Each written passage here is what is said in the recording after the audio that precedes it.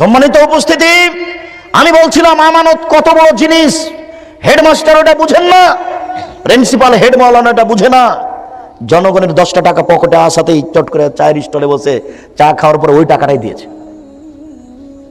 যে টাকাটা একটু আগে ছেলেটা তার হাতে জমা দিয়েছে। হেড মাওলানা বুঝতে পারছেন না আমানতদারি কত বড় কঠিন। পৃথিবীর মানুষ, আমানতদারির জিম্মেদারি নাও।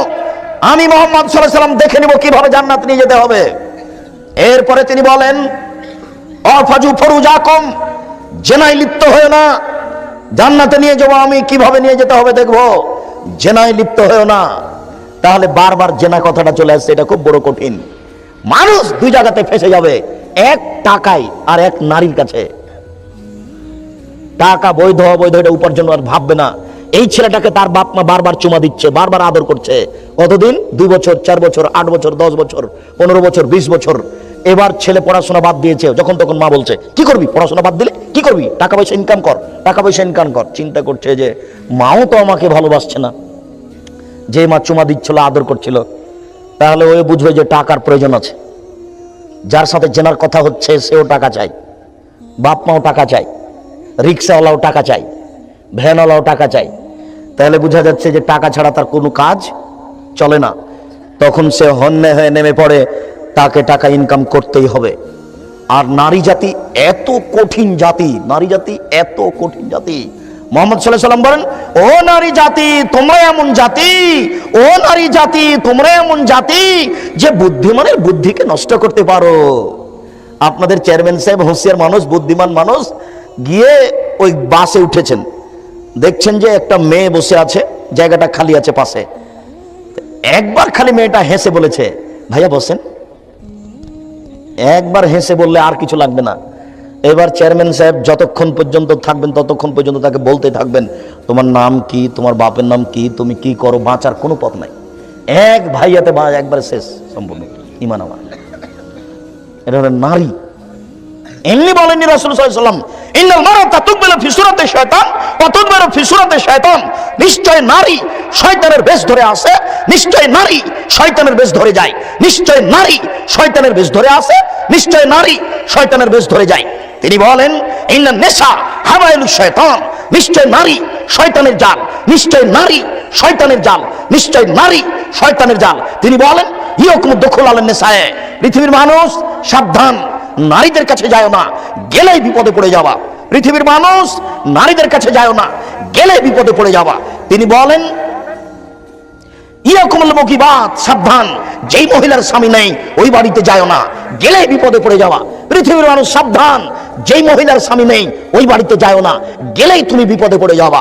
তিনি বলেন, লা তাখলুনা বিরাজালিন ইল্লা কানা সালিসু শায়তান, লা তাখলুনা রাজুলুন বিইমরাতিন, কোন নারী যেন কোন পুরুষের সাথে নির্জন একত্রিত না হয়, কোন পুরুষ যেন কোন নারীর সাথে নির্জন একত্রিত না হয়। নির্জন একত্রিত হলেই তৃতীয় জন হবে শয়তান। খুব সাবধান। তিনি বলছেন, ফাত্তাকুদ দুনিয়া ওয়াত্তাকুন নিসা, তোমরা পৃথিবী থেকে বেঁচে থাকো, নারী থেকে বেঁচে থাকো, তোমরা পৃথিবী থেকে বেঁচে থাকো, নারী থেকে বেঁচে থাকো। নারী বিপজ্জনক বস্তু, পুরুষের জন্য 2টা বিপজ্জনক বস্তু, 1 টাকা, 2 নারী। মানুষ এখানে বিপদে পড়েছে, তা বুঝতে চায় না।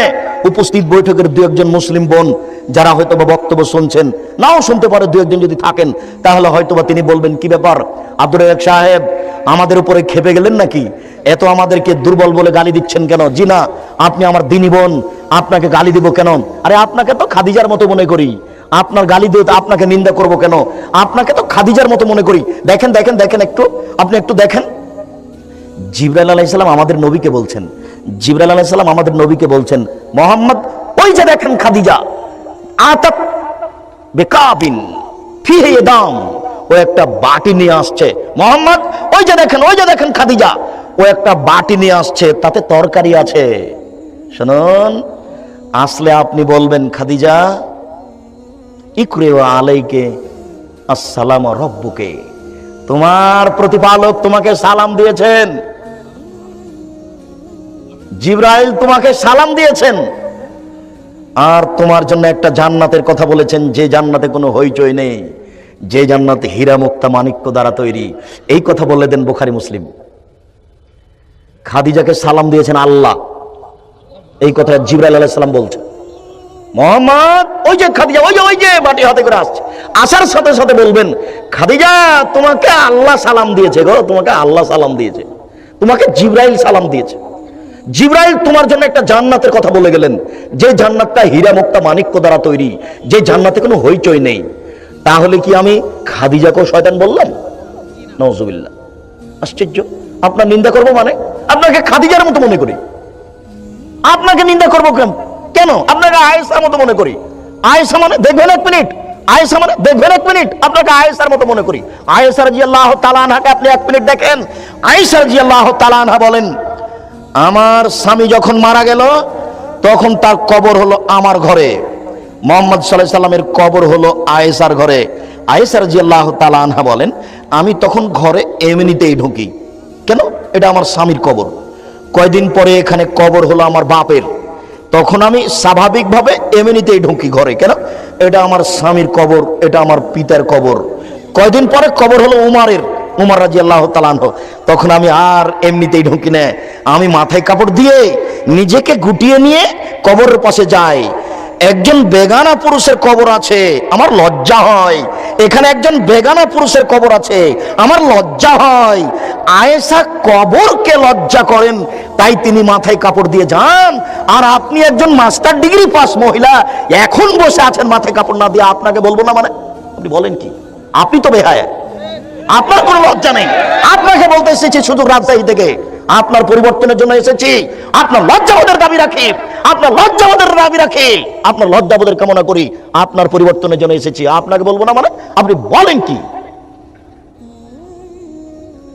সম্মানিত দিনী ভাই, হকের কাছে মাথা নত করার কোনো সুযোগ নেই।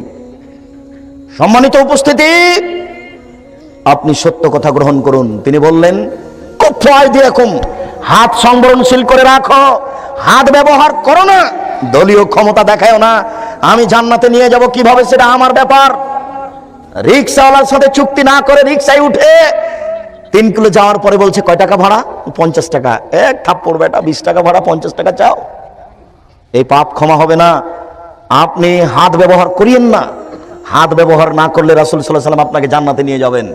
6, তিনি বললেন, বেগানা নারীকে দেখে চক্ষু নিচু করো, অপর নারীকে দেখে চক্ষু নিচু করো, আমি তোমাদেরকে জান্নাতে নিয়ে যাব, আমি জিম্মেদার। শুনুন, তিনি বলেছেন 3 শ্রেণীর মানুষ জান্নাতে যাবেই। তার 1 শ্রেণীর মানুষ হচ্ছে বেগানা নারীকে দেখে চক্ষু নিচু করে, যে সে জান্নাতে যাবেই। 3 শ্রেণীর মানুষ জান্নাতে যাবেই। তার 1 শ্রেণীর মানুষ হচ্ছে অপর নারীকে দেখে চক্ষু নিচু করে, যে সে জান্নাতে যাবেই। রাসূল সাল্লাল্লাহু আলাইহি সাল্লাম বলেন, তোমরা বেগানা নারীকে দেখে চক্ষু নিচু করো, আমি জান্নাতে নিয়ে যাওয়ার জন্য জিম্মেদার। তিনি বলেন, হঠাৎ যদি কোনো মহিলার উপরে চোখ পড়ে যায় তাহলে মুখ ফিরিয়ে নিতে হবে। তিনি বলেন, হঠাৎ যদি কোনো মহিলার উপরে চোখ পড়ে যায় তাহলে মুখ ফিরিয়ে নিতে হবে। বলো যুবক, তোমার মোবাইলের কি হবে? বলো যুবক, তোমাদের টিভির কি হবে? তুমি, তোমার বোন, তোমার দুলা ভাই, তোমার মা, তোমার বাপ, তোমরা 14 গোষ্ঠী মিলে এই ল্যাংটা বেশ্যালয়ের মেয়ে দেখে চক্ষু ঠান্ডা করো, কলিজা ঠান্ডা করো, তোমরা জান্নাত কিনতে চাও। এটা হয় কি করে? এটা বুঝতে পারলাম না। পতিতালয়ের রং মাখানো মেয়ে দেখে জান্নাত কিনতে চাও কি করে? আলাইনানে তাজনিয়া জানা হুমান নাজর, 2 চোখের জেনা হচ্ছে চোখ দিয়ে দেখা। অলজনানে জেনা হল ইস্তেমা, 2 কানের জেনা হচ্ছে কান দিয়ে শোনা। অলিয়াত জেনা হল বাদশ, হাতের জেনা হচ্ছে হাত দিয়ে ধরা। আর রিজল জেনা হল মাসি, পায়ের জেনা হচ্ছে পা দিয়ে চলা। জেনাল কলব তামানা তাস্তাহি, অন্তরের জেনা হচ্ছে পরিকল্পনা করা। জেনাল লিসান নতক, জিহ্বার জেনা হচ্ছে কথা বলা। এগুলো সব জেনার মাধ্যম। এইভাবে জেনা করার পরেও কি করে তুমি জান্নাতের হিসাব করতে পারো? অত দামি মেয়েকে কিভাবে তুমি ভোগ করতে চাও? তুমি হিসাব করতে পারো না? জান্নাতের নারী এত সুন্দরী, জান্নাতের নারী এত সুন্দরী, জান্নাতের নারী এত সুন্দরী, যাদেরকে দেখে মনে হবে ঝিনুকের মধ্যে লুকানো মুক্তা। জান্নাতের নারী এত সুন্দরী, জান্নাতের নারী এত সুন্দরী, যাদেরকে দেখে মনে হবে ছড়ানো ছিটানো মুক্তা। জান্নাতের নারী এত নরম, জান্নাতের নারী এত নরম, জান্নাতের নারী এত নরম, যে আপনার ওই ডিমের খোসা এবং সাদা পদার্থ, ডিমের খোসা এবং কুসুমের মধ্যে সাদা পদার্থ যত নরম, ডিমের খোসা এবং কুসুমের মধ্যে সাদা পদার্থ যত নরম, জান্নাতের নারী তত নরম। কি দিয়ে বোঝায় যুবক আমি তোমাকে, জান্নাতের নারী কত নরম? মহান আল্লাহ চ্যালেঞ্জ করে বলেছেন, লাম ইয়াতমিসহুন্না ইনসুন ওয়ালা জিন। জান্নাতের নারীকে মানুষ কোনোদিন স্পর্শ করেনি, জান্নাতের নারীকে জিন কোনো স্পর্শ করেনি, কোনো দিন কোনো জিন স্পর্শ করেনি। জান্নাতের নারীর ব্যাপারে আল্লাহ তাআলা চ্যালেঞ্জ করেছেন, জান্নাতের নারীদের কোনোদিন পেশাব হবে না, তাদের কোনোদিন পায়খানা হবে না, তাদের কোনোদিন হায়েজ হবে না, তাদের কোনোদিন নাকে শিকান হবে না, তাদের শরীরে কোনোদিন ময়লা হবে না, তাদের কাপড় কোনোদিন অপরিষ্কার হবে না, তাদের মাথায় থাকবে লম্বা লম্বা কোঁকড়া কোঁকড়া কুচকুচে কালো চুল। যুবক তোমাকে আমি কি দিয়ে বুঝাই, জান্নাতের নারী কত সুন্দরী, তাদের বক্ষ হবে স্ফীত গোলাকার। তুমি এই জান্নাতের নারী ভোগ করতে চাও, পতিতালয়ের নারী দেখে এখনই সিদ্ধান্ত পরিবর্তন করো, জান্নাত হবে ইনশাআল্লাহ। ওনাহান নাফসানির হাওয়া ফাইনাল জান্নাতা হিয়াল দাওয়া। আল্লাহ ওয়াদা করেছেন তোমার সাথে, পৃথিবীর প্রত্যেকটা মানুষের সাথে আল্লাহ ওয়াদা করেছেন, মানুষ যদি তার প্রবৃত্তিকে ঠেকাতে পারে, মানুষ যদি তার প্রবৃত্তিকে ঠেকাতে পারে, আজ থেকে টিভিতে পতিতালয়ের ল্যাংটা মেয়ে দেখবে না, আজ থেকে কোনো মেয়ের সাথে মোবাইলে গল্প করবে না, আজ থেকে জেনা বন্ধ করলো, এই বলে যদি সে নিজেকে ঠেকাতে পারে, আমি আল্লাহ তার সাথে ওয়াদা করেছি, আমি তাকে জান্নাতুল মাওয়া দিব। ওনাহান নাফসানিল হাওয়া ফাইনাল জান্নাতা হিয়াল দাওয়া। কেউ যদি নিজের প্রবৃত্তিকে ঠেকাতে পারে, মনের চাপকে ঠেকাতে পারে, কাপুরুষ তোমাকে চিনি না, তুমি তো ওই মেয়েটার নাম্বার হাসি মুখে কথা বলেছিল, সেই জন্য তুমি নাম্বার ধরে রেখেছো আবার কথা বলার জন্য, এই তো তোমার ঈমান। একটা মেয়ে মোবাইলে তোমার সাথে হেসে কথা বলেছিল, তাই তুমি নাম্বারটা ধরে রেখেছো আবার কথা বলার জন্য। তুমি জান্নাত কিনতে চাও কি করে? জান্নাত খুব দামি জিনিস, জান্নাত পাওয়া খুব টাফ ব্যাপার, তুমি জান্নাত ভোগ করার চেষ্টা করো। আব্দুল্লাহ ইবনে আমর রাদিয়াল্লাহু তাআলা আব্দুল্লাহ ইবনে আমর রাদিয়াল্লাহু তাআলা আনহু বলেন, রাসূল সাল্লাল্লাহু আলাইহি সাল্লাম বলেছেন, আরবাউন মান কুন্না ফালা আলাইকা মা ফাতাকা মিনাদ দুনিয়া। চারটে জিনিস আছে যার সবকিছু আছে তার, চারটে জিনিস আছে যার সবকিছু আছে তার, চারটে জিনিস আছে যার ইহকাল আছে তার, পরকাল আছে তার, জান্নাত আছে তার। এক, হিফজ আমানাতিন, আমানতের রক্ষা। ওই কথাটা আবার আসলো, এক, আমানতের রক্ষা, এটা খুব কঠিন জিনিস। প্রিন্সিপাল সাহেব বুঝতে পারছে না আমানত কি জিনিস, হেড মৌলানা বুঝতে পারছে না আমানত কি জিনিস, চেয়ারম্যান মেম্বারতে এক লাইনও পড়েনি আমানত কি জিনিস, তার আর বুঝার কি থাকতে পারে? হেড মৌলানাই বুঝতে পারছে না আমানত কি জিনিস। রসিদে টাকা নেওয়ার পরে ওই যে আপনার গাড়ি থামিয়ে জোর করে টাকা আদায় করে মসজিদ বানাচ্ছে, গাড়ি থামিয়ে টাকা আদায় করে মসজিদ বানাতে হবে না, ওই মসজিদের প্রয়োজন নেই। জোর করে গাড়ি থামিয়ে টাকা আদায় করে বক্তার জন্য জালসা করছেন কেন? এটা কে বলেছে? ভিক্ষা চেয়ে চেয়ে হুজুরকে টাকা দিচ্ছেন কেন? তো এইভাবে জালসা করবেন, বক্তব্যের ব্যবস্থা করবেন, 5 জন মিলে টাকা উঠিয়ে একটা ব্যবস্থা করেন, এইভাবে গাড়ি থামিয়ে ভিক্ষা করে জালসা করতে হবে, এটা কে বললো? এইভাবে জোর করে টাকা আদায় করে মসজিদ তৈরি করতে হবে, এটা কে বলেছে? 10 শতক জমি মসজিদের জন্য অক্ষ করা হয়েছে, থাক এমনি পড়ে থাক, কোদাল দিয়ে দাগ কেটে দেন, মাগরিবের সালাত আদায় করেন, জোহর আসর করেন, পারলে না হলে থাক পড়ে থাকতে থাকতে থাকতে অনেক দিন পরে আপনারা ওটা খড় দিয়ে বানাবেন। খড় বুঝেন কি? খড় অনেক দিন পরে আপনারা তাকে মাটি দিয়ে বানাবেন। মাটির দল বুঝেন? মাটির দল দিয়ে বানাবেন। অনেক দিন পরে আপনাদের পরবর্তী যারা আসবে 100 বছর পরে, ওরা ইট দিয়ে বানাবে। অনেক দিন পরে 100 বছর পরে ওরা স্বর্ণ দিয়ে বানাবে। এইভাবে মসজিদ হবে। টাকা বাস থামিয়ে জোর করে টাকা আদায় করে মসজিদ তৈরি করতে হবে, কে বলেছে? এই হিসেব মাথায় আপনার কে দিল? সম্মানিত দিনী ভাই, আমানতের রক্ষা কত বড় জিনিস আপনাকে বুঝাতে পারি না। 4টে জিনিস আছে যার সবকিছু আছে তার। 1, আমানতের রক্ষা। 2, সিদক হাদিসিন, সত্য কথা, এটা হচ্ছে আলোচনার সাথে সম্পৃক্ত, সত্য কথা আছে যার সবকিছু আছে তার। 3, হুসন খালিকাতিন, ভালো চরিত্র, ভালো চরিত্র যার আছে সবকিছু তার আছে। ভালো চরিত্রের ব্যাপারে আমরা বিস্তারিত বিবরণ দিয়েছি। সদাচরণ, নম্র আচরণ থেকে তুমি দেখো যুবক, www আব্দুর রাজ্জাক বিন ইউসুফ জুমার খুতবা, সদাচরণ, পিতামাতার সাথে সদাচরণ পৃথক পৃথক করে দেওয়া আছে, সেগুলো তুমি দেখে নাও। সদাচরণের একটা বিস্তারিত বিবরণ আছে, তার একটা হচ্ছে হুসন খালিকাতিন, ভালো চরিত্র। 4, ইফাতুন ফিতওয়ামাতিন, বৈধরুজি, বৈধরুজি আছে যার সবকিছু আছে তার, বৈধরুজি আছে যার সবকিছু আছে তার। কোন দিন অবৈধ উপার্জনের চিন্তা করো না, ছেড়ে দাও ওই চাকরি, ছেড়ে দাও ওই ব্যবসা, ওই চাকরি, ওই ব্যবসায় লাথি মেরে ফিরে আসো, রুজি হবে। দিন মজুরি করে রুজি করো। আমি তোমাকে বলিনি তুমি তোমার শ্বশুরের কাছে একটা লুঙ্গি কিনে নিয়ে যাবা, লুঙ্গি কিনে নিয়ে বলবা, শ্বশুর আব্বাজি আমি গরিব মানুষ, কাজ করে খেতে পারি, আপনার মুখ মোছা রুমাল নিব না, আপনার জন্য আমি একটা লুঙ্গি কিনে নিয়ে এসেছি উপহার। 25 বছর যাবত আপনি এই মেয়েটাকে রিস্ক নিয়ে শিক্ষা দেওয়ার পরে উচ্চ শিক্ষা দিয়ে আপনি আমার হাতে তুলে দিয়েছেন। এর আমি কি দিয়ে শুকরিয়া আদায় করতে পারি? আমার শুকরিয়া আদায় করার কিছু নেই। আমি আপনার জন্য একটা লুঙ্গি কিনে নিয়ে এসেছি, আপনি এটা আমার পক্ষ থেকে উপহার নেন। আমি বীর পুরুষ, আমি পুরুষ নই, আমি কাজ করে খেতে পারি। কোটি টাকা ইনকাম করতে হবে এ কথা তোমাকে আল্লাহ বলেননি। অতএব তুমি এই পথে কেন গেলে? তোমাদের এলাকাতে কোনো ধনী মানুষ আছে, দেশে কেউ ধনী মানুষ আছে, এটা তো আমি বিশ্বাস করি না।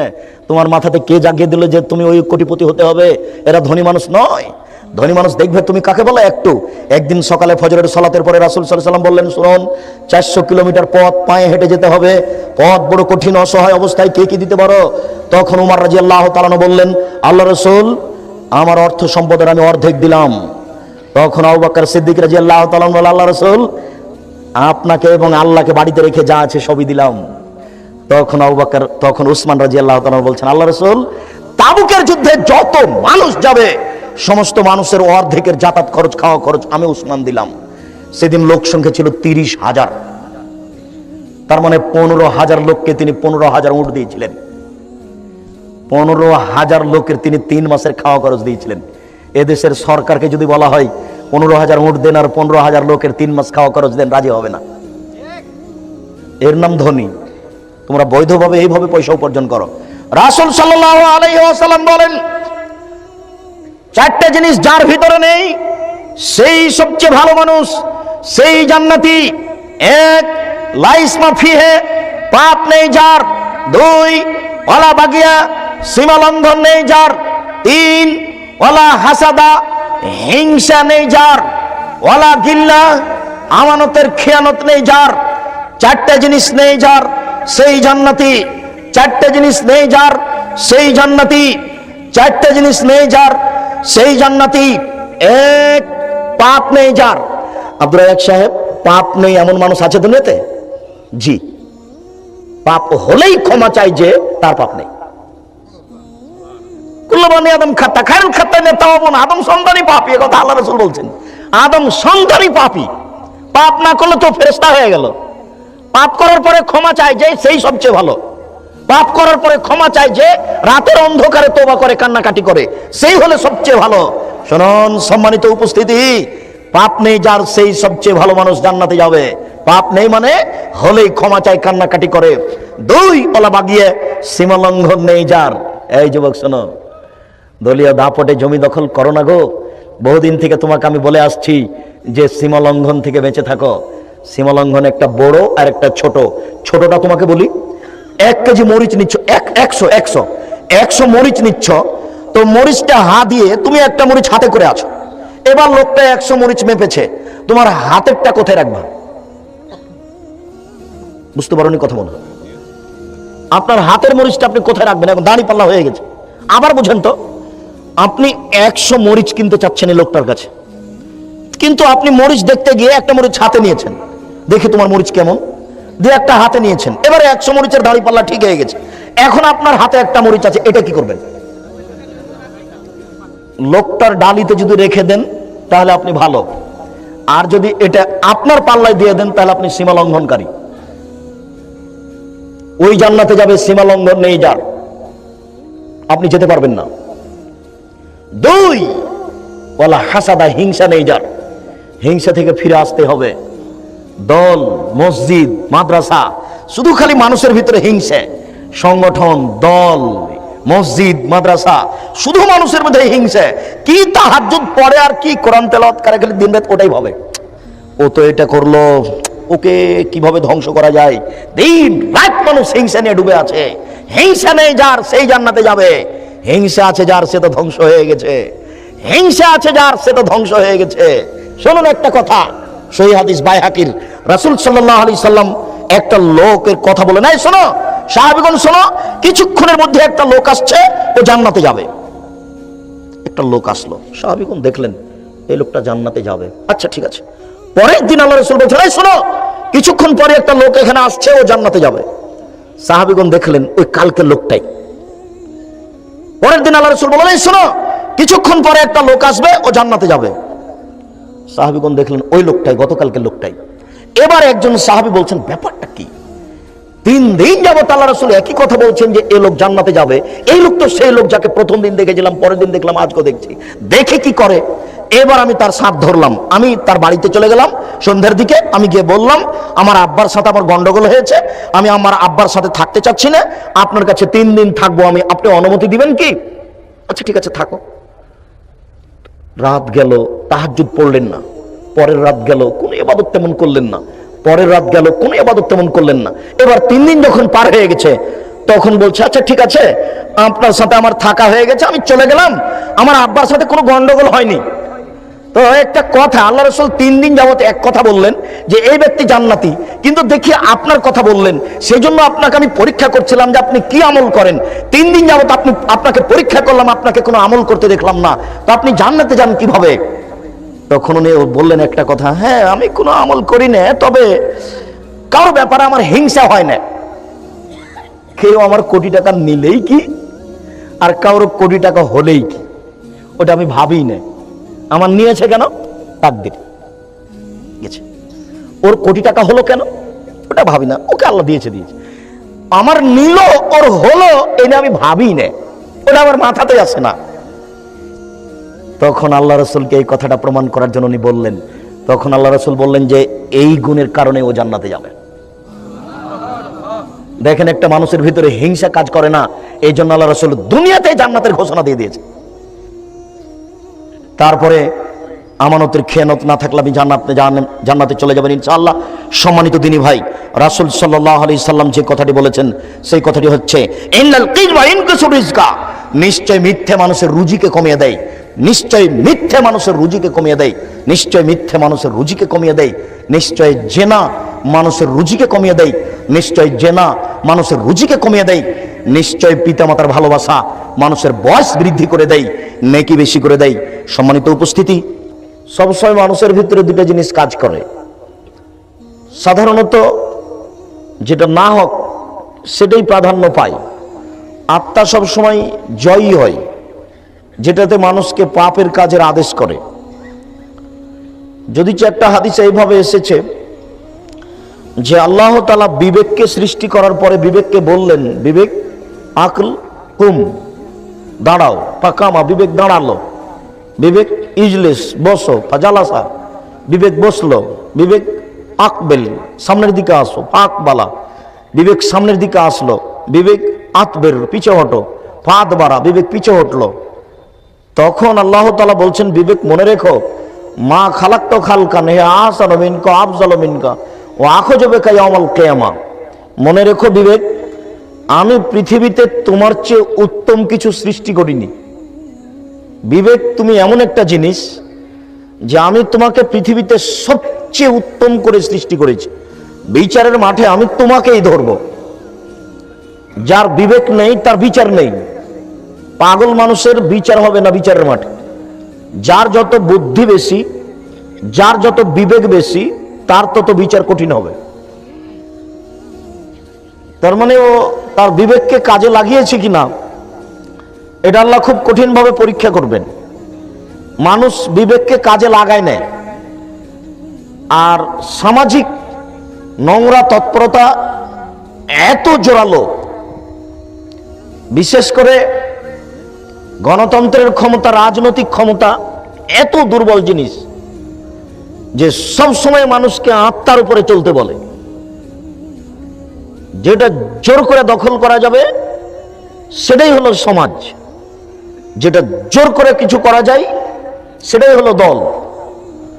আর এটা যখন প্রাধান্য পাবে তখন হক আকল কাজ করতে পারবে না। মানুষ নিচে নামতে নামতে নামতে এত নিচে নেমে যাবে যে মানুষের বিবেক আছে এটা মানুষই ভাবতে পারবে না। আবু মুসা আশআরী রাদিয়াল্লাহু তাআলা আনহু বলেন যে রাসূল সাল্লাল্লাহু আলাইহি ওয়াসাল্লাম একদা বললেন, ওয়া ইয়াকসুরুল হারাজ, সমাজে মারামারি বেশি হয়ে যাবে। হাত্তা ইকতুলার রাজুল ইবনা আখিহি ওয়া যাকারাবাতিহি ওয়া ফি রাওয়ায়াতিন আবাহু ওয়া ফি রাওয়ায়াতিন ইবনা আম্মিহি। মানুষ তার আত্মীয় স্বজনকে হত্যা করবে, চাচাকে হত্যা করবে, নিকটাত্মীয়কে হত্যা করবে। অন্য এক বর্ণনায় এসেছে মানুষ পিতাকে হত্যা করবে। যেমন রাসূল সাল্লাল্লাহু আলাইহি সাল্লাম বলেছেন যে মানুষ পিতাকে হত্যা করবে, তেমনি সাহাবীগণ বলে উঠেছেন এটা কি করে হতে পারে? আলাইসা যালিকাল ইয়াউম উকুলুনা, সেই দিন কি আমাদের বিবেক থাকবে না? আমরা পিতাকে হত্যা করব মানে বলেন কি? মানুষ আবার পিতাকে হত্যা করতে পারে? আমরা মানুষ পিতাকে হত্যা করব মানে তাহলে কি ওই সময় আমাদের বিবেক থাকবে না? তখন উত্তরে রাসূল সাল্লাল্লাহু আলাইহি সাল্লাম বললেন, লা, না, বিবেক থাকবে না। তুমজাউ উকুল আকসারে যালিকা জামান, ওই সময়ে প্রায় মানুষের বিবেককে তুলে নেওয়া হবে। ওয়ায়াখলুফুন নাস আল হাবা, যারা বোকা, যারা নিম্ন শ্রেণীর মানুষ, তারাই সমাজের দায়িত্ব পালন করবে। তখন সমাজে আর কোনো বিবেকবান মানুষ আছে এটা দেখা যাবে না, আর কোনো কাজ সুন্দর হচ্ছে এটা বোঝা যাবে না, যেহেতু মানুষের বিবেকই নাই। এই কথা বলতে বলতে একদা আল্লাহ রাসূল সাল্লাল্লাহু আলাইহি সাল্লাম বলেন, আবু মুসা আশআরী রাদিয়াল্লাহু তাআলার বিবরণ শোনো, ইয়াতি আলাইকুম সানাওয়াতুন ওয়া খাদাআতুন, তোমাদের উপরে এমন একটা সময় চলে আসবে, পুরো সময়টা হবে প্রতারণায় পরিপূর্ণ। সময়টাই প্রতারণায় পরিপূর্ণ। হেড মাওলানা প্রতারক, হেডমাস্টার প্রতারক, বক্তা প্রতারক, প্রিন্সিপাল প্রতারক, ভাইস চ্যান্সেলর প্রতারক, মেম্বার প্রতারক, চেয়ারম্যান প্রতারক, এমপি প্রতারক, ডিসি প্রতারক, এডিসি প্রতারক, টিওনো প্রতারক, ইওনো প্রতারক, জেল সুপার প্রতারক।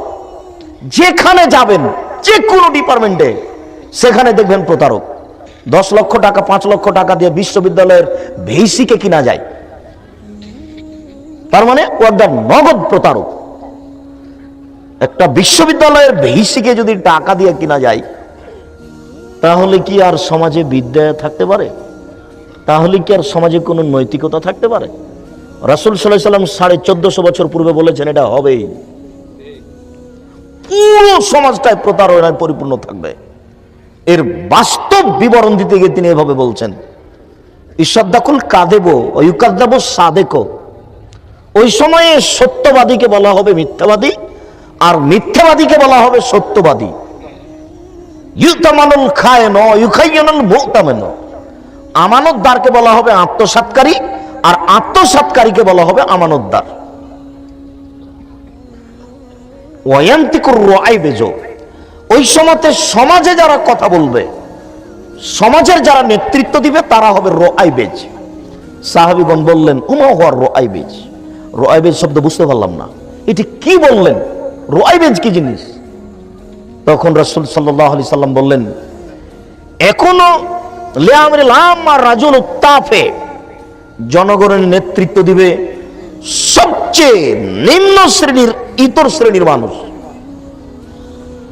কয়েকদিন আগে বিলের ধারে গামছা পরে খালি পায়ে ছাগল চড়াতো, সেই দিবে নেতৃত্ব। তখন আর বিবেক দিয়ে কোনো কাজ হবে না, তখন শুধু মন আত্মা দিয়ে নাফস দিয়ে কাজ হবে। আর এই একটা নীতি, একটা আশ্চর্য নীতি, যে নারায়ণগঞ্জ জেলা না, এটা ঢাকা জেলা, একটা ঢাকা জেলার ডিসি বা নারায়ণগঞ্জ জেলার একটা ডিসি, একটা ডিসি কে এই ডিসি পদে আসতে কত যে পরীক্ষা দিতে হয়, আর কত শিক্ষা অর্জন করা লাগে, কত গ্লানি বহন করা লাগে। এরপরে তিনি হন ডিসি, এরপরে তিনি হন ডিস্ট্রিক্ট ম্যাজিস্ট্রেট। আর এই সমাজের নীতিতে মেয়র হয়েছেন একটা ভোটের জয়ী ভিত্তিতে। আমি দেখছি যে এই মেয়র কয়দিন আগে খালি পায়ে গামছা পরে বিলের ধারে ছাগল চড়াচ্ছিল। এখন এই মেয়র ডিসিকে উঠতে বললে উঠে, আর ডিসিকে বসতে বললে বসে। আমার একটা বাস্তব দৃশ্য সেই দিন থেকে আমার এই বক্তব্যের একটা এত জোরালো পয়েন্ট বের হয়ে এসেছে যে মেয়র ডিসিকে যেভাবে বলছেন সেভাবে ডিসি বলছেন আচ্ছা ঠিক আছে স্যার, আচ্ছা ঠিক আছে স্যার, আচ্ছা ঠিক আছে স্যার। মেয়র বলছেন আর উনি বলছেন যে আচ্ছা ঠিক আছে স্যার। আমি তো দৃশ্য দেখে অবাক হয়ে গেলাম যে এটা কি করে হতে পারে, তাহলে এই সমাজ কল্যাণ পেতে পারে কি করে? মানুষের ভিতরে দুটা জিনিস আছে, একটার নাম আকল আর একটার নাম নাফস। আকল বিবেক সবসময় মানুষকে ভালো কাজের আদেশ করে, আর নাফস আত্মা সবসময় মানুষকে পাপের কাজের আদেশ করে। আর মানুষ ধ্বংস হবে ওই সময়তেই যখন মানুষ মন মতো চলবে, নাফসে মনে যেটা বলছে সে অনুযায়ী চলবে। এ কারণেই আবু হুরায়রা রাদিয়াল্লাহু তাআলা আনহু বলেন, রাসূল সাল্লাল্লাহু আলাইহি সাল্লাম বলেছেন, হুজবাতিল জান্নাত বিল মাকারিহি ও হুজবাতিন নার বিশাহওয়াত।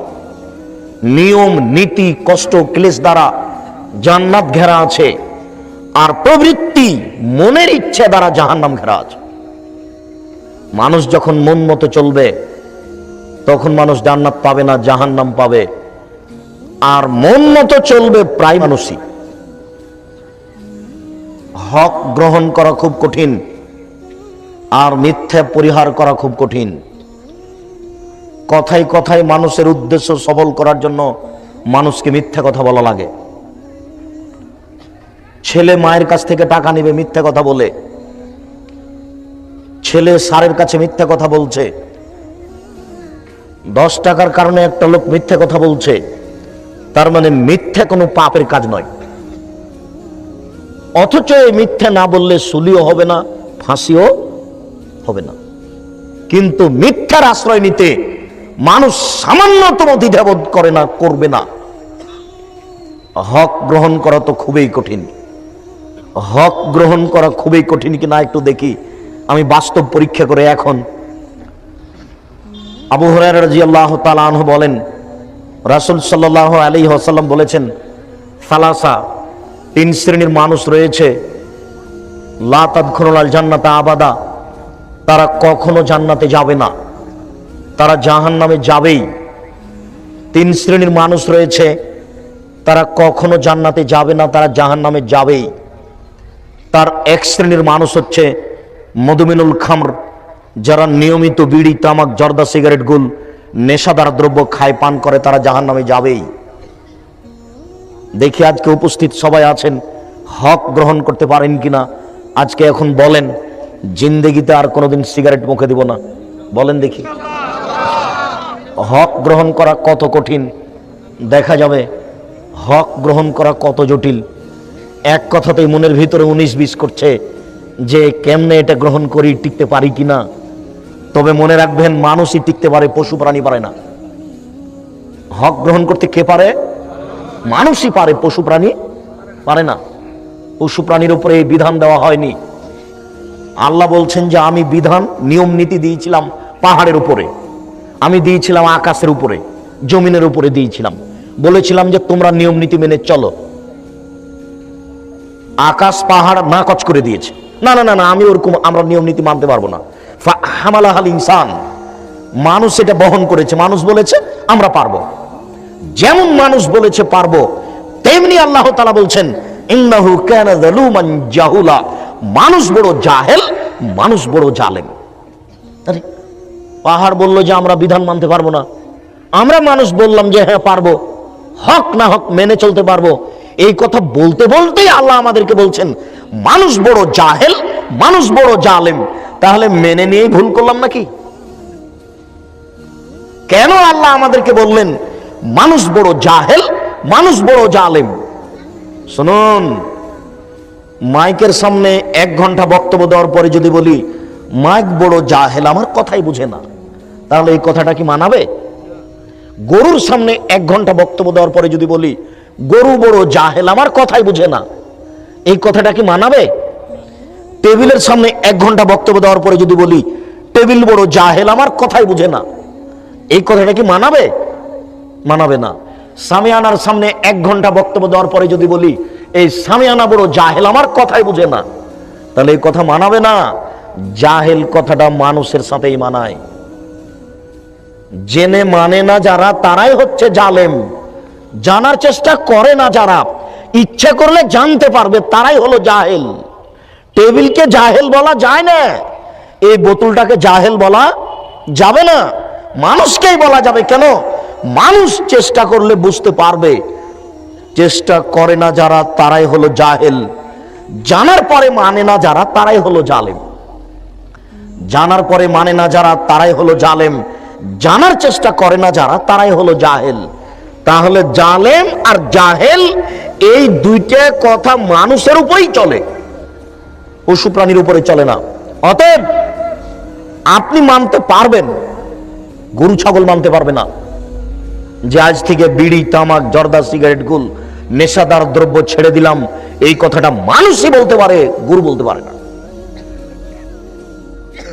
দুই, রাজলাতু মিনান নিসায়ে, পুরুষের বেশধারী নারী, যেসব নারী পুরুষের পোশাক পরে এরা জান্নাতে যাবে না।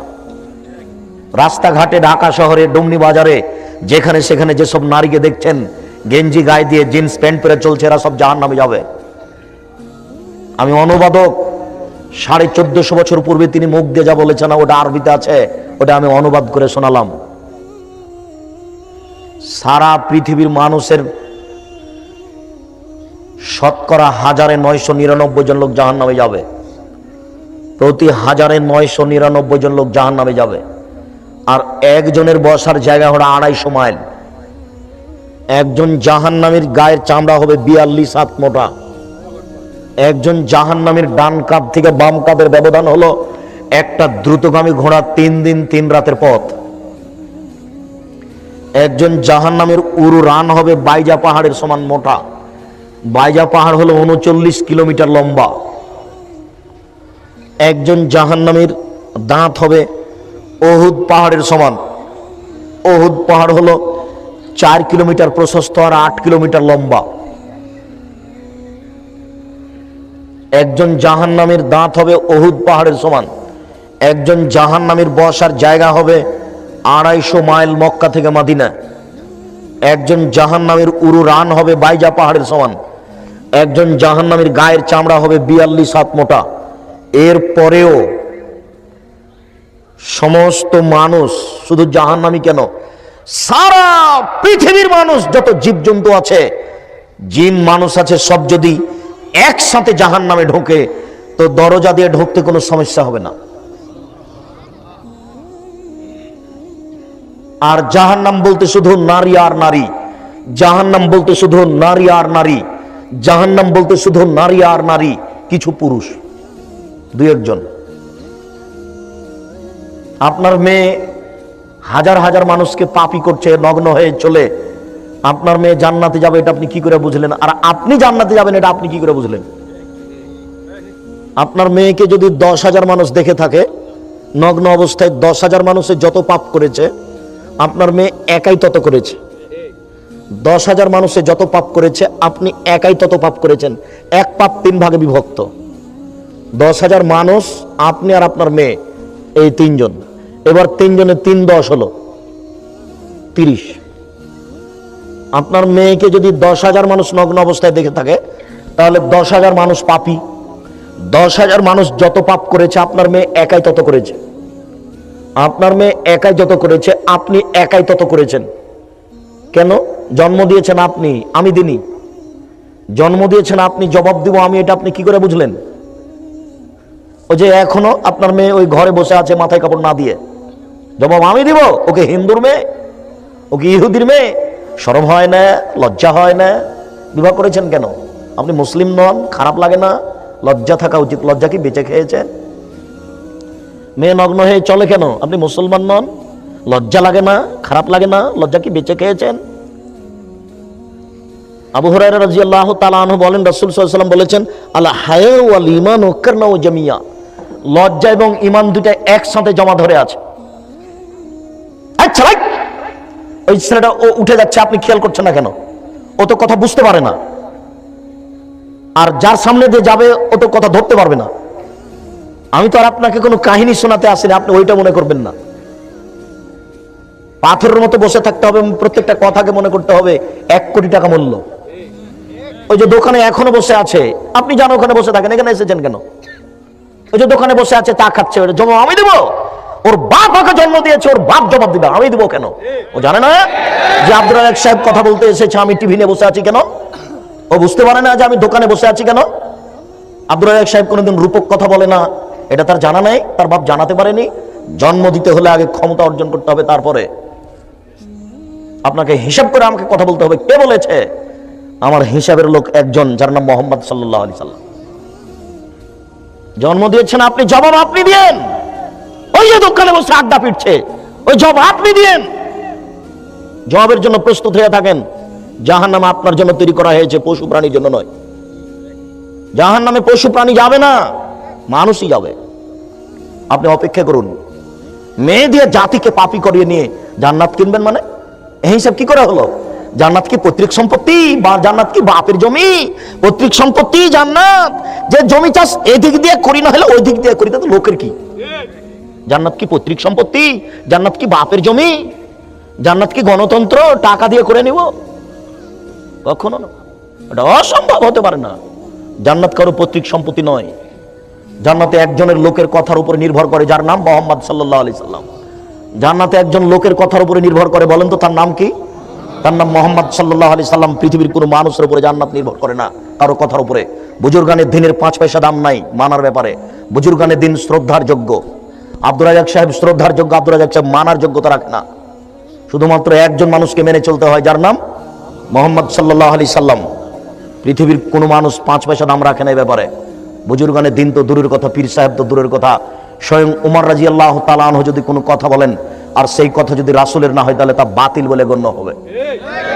আপনার পীর সাহেব তো দূরের কথা, বড় হুজুর তো দূরের কথা, স্বয়ং উমর রাদিয়াল্লাহু তাআলা আনহু যদি কোনো কথা বলেন আর সেই কথা যদি রাসূলের না হয়, তাহলে তা বাতিল বলে গণ্য হবে।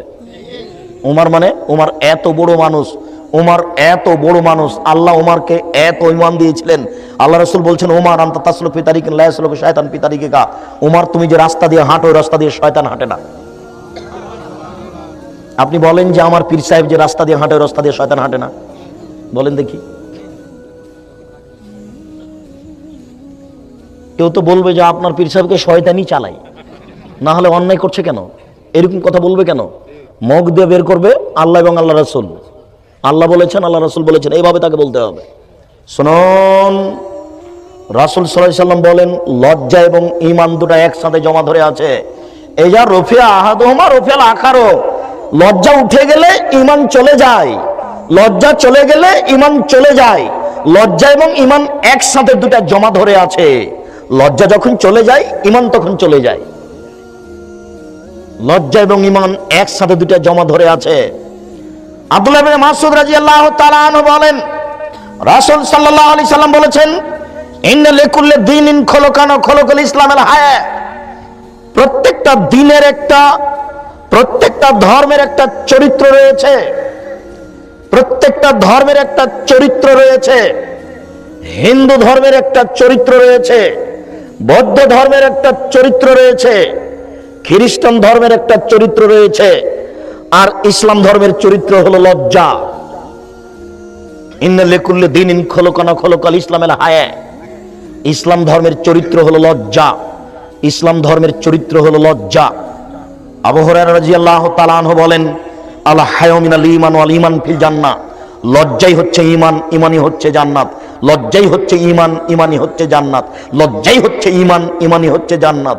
লজ্জা নেই যখন, ঈমান নেই তখন। ঈমান নেই যখন, জান্নাত নেই তখন। লজ্জা নেই যখন, ঈমান নেই তখন। ঈমান নেই যখন, জান্নাত নেই তখন। আব্দুল্লাহ ইবনে মাসউদ রাদিয়াল্লাহু তাআলা আনহু বলেন, রাসূল সাল্লাল্লাহু আলাইহি সাল্লাম বলেছেন, ইন্না মিম্মা আদরাকান নাস মিন কালামি নবুওয়াতিল উলা। পৃথিবীর সকল নবীর পক্ষ থেকে মানুষ একটি বাক্য পেয়েছে, যেই বাক্যটি আদম আলাইহিস সালাম বলেছিলেন, যেই বাক্যটি ইব্রাহিম আলাইহিস সালাম বলেছিলেন, যেই বাক্যটি মুসা আলাইহিস সালাম বলেছিলেন, যেই বাক্যটি আমাদের নবী বলেছেন। সকল নবীর পক্ষ থেকে মানুষ একটি বাক্য পেয়েছে। সেই বাক্যটি হলো এই, এজালাম তাস্তাহি ফাসনামা সেতা। যখন তুমি লজ্জা করবে না, তখন তুমি সবকিছুই করতে পারো। যখন তুমি লজ্জা করবে না, তখন তুমি সবকিছুই করতে পারো। টাকনুর নিচে প্যান্ট কেন? লজ্জা নাই এজন্য। সুদ খায় কেন? লজ্জা নাই এজন্য। ঘুষ দেয় কেন? লজ্জা নাই এজন্য। মিথ্যা কথা বলে কেন? লজ্জা নাই এজন্য। প্রতারণা দেয় কেন? লজ্জা নাই এজন্য। জমি দখল করে কেন? লজ্জা নাই এজন্য। সালাত আদায় করে না কেন? লজ্জা নাই এজন্য। দাড়ি চাঁচে কেন? লজ্জা নাই এজন্য। ফতোয়া গায়ে দিয়ে ল্যাংটা হয়ে আপনার মেয়ে বসে আছে কেন? লজ্জা নাই এজন্য। মাথায় কাপড় না দিয়ে বাজারে যায় কেন? লজ্জা নাই এজন্য। ছোট ব্লাউজ পরে আপনার স্ত্রী এ বাড়ি ও বাড়ি যায় কেন? লজ্জা নাই এজন্য। লজ্জা থাকে না যখন ও সব কিছুই করতে পারে, লজ্জা থাকে না যখন তখনও জান্নাতের আশা করতে পারে না। লজ্জাই হচ্ছে ঈমান, আর ঈমানই হচ্ছে জান্নাত। তাই তো রাসূল সাল্লাল্লাহু আলাইহি ওয়াসাল্লাম বলেছেন, তিন শ্রেণীর মানুষ জাহান্নামে যাবেই। তার এক শ্রেণীর মানুষ হচ্ছে ওর রাজলাতু মিনান নিসায়ে, পুরুষের বেশধারী নারী। যে মেয়েটা প্যান্ট পরে আছে জিন্স কাপড়ের, বলেন তো দেখি আপনি তার লজ্জা আছে? ও মুরব্বী, আপনারই নাকি বেটি ওটা বসে আছে, ও কি হিন্দুর মেয়ে? খারাপ লাগে না? আপনি বলেন যে আমার মেয়ের লজ্জা আছে। আমার মেয়ে লজ্জা করে প্যান্ট পরে বাজারে ঘুরে, আমার মেয়ে লজ্জা করে প্যান্ট পরে বাজারে ঘুরে।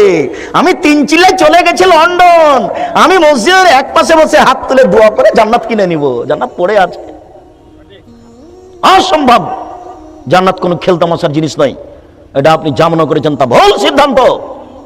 হযরতুল জান্নাত বিল মাকার হে, নিয়ম নীতি কষ্ট ক্লেশ দ্বারা জান্নাত ঘেরা আছে, মনের ইচ্ছা দ্বারা জাহান্নাম ঘেরা আছে। জাহান্নাম রাস্তায় পড়ে আছে, কুড়িয়ে নেন। জাহান্নাম যেখানে সেখানে পড়ে আছে, আপনি কুড়িয়ে নেন। জান্নাত তো সহজ নয়, খুব টাফ ব্যাপার। জান্নাত পাওয়া খুবই কঠিন। 3 শ্রেণীর মানুষ জান্নাতে যাবে না। দেখি আপনি হক মেনে নিতে পারেন কিনা। 3 অদায়ুস আল্লাযী ইউকিরু ফি আল খাবাসা, যে তার বাড়িতে বেহায়ার সুযোগ দিয়েছে সে জান্নাতে যাবে না। যার মেয়ে নগ্ন পোশাকে স্কুল কলেজে যায় তার ও বাপ জান্নাতে যাবে না।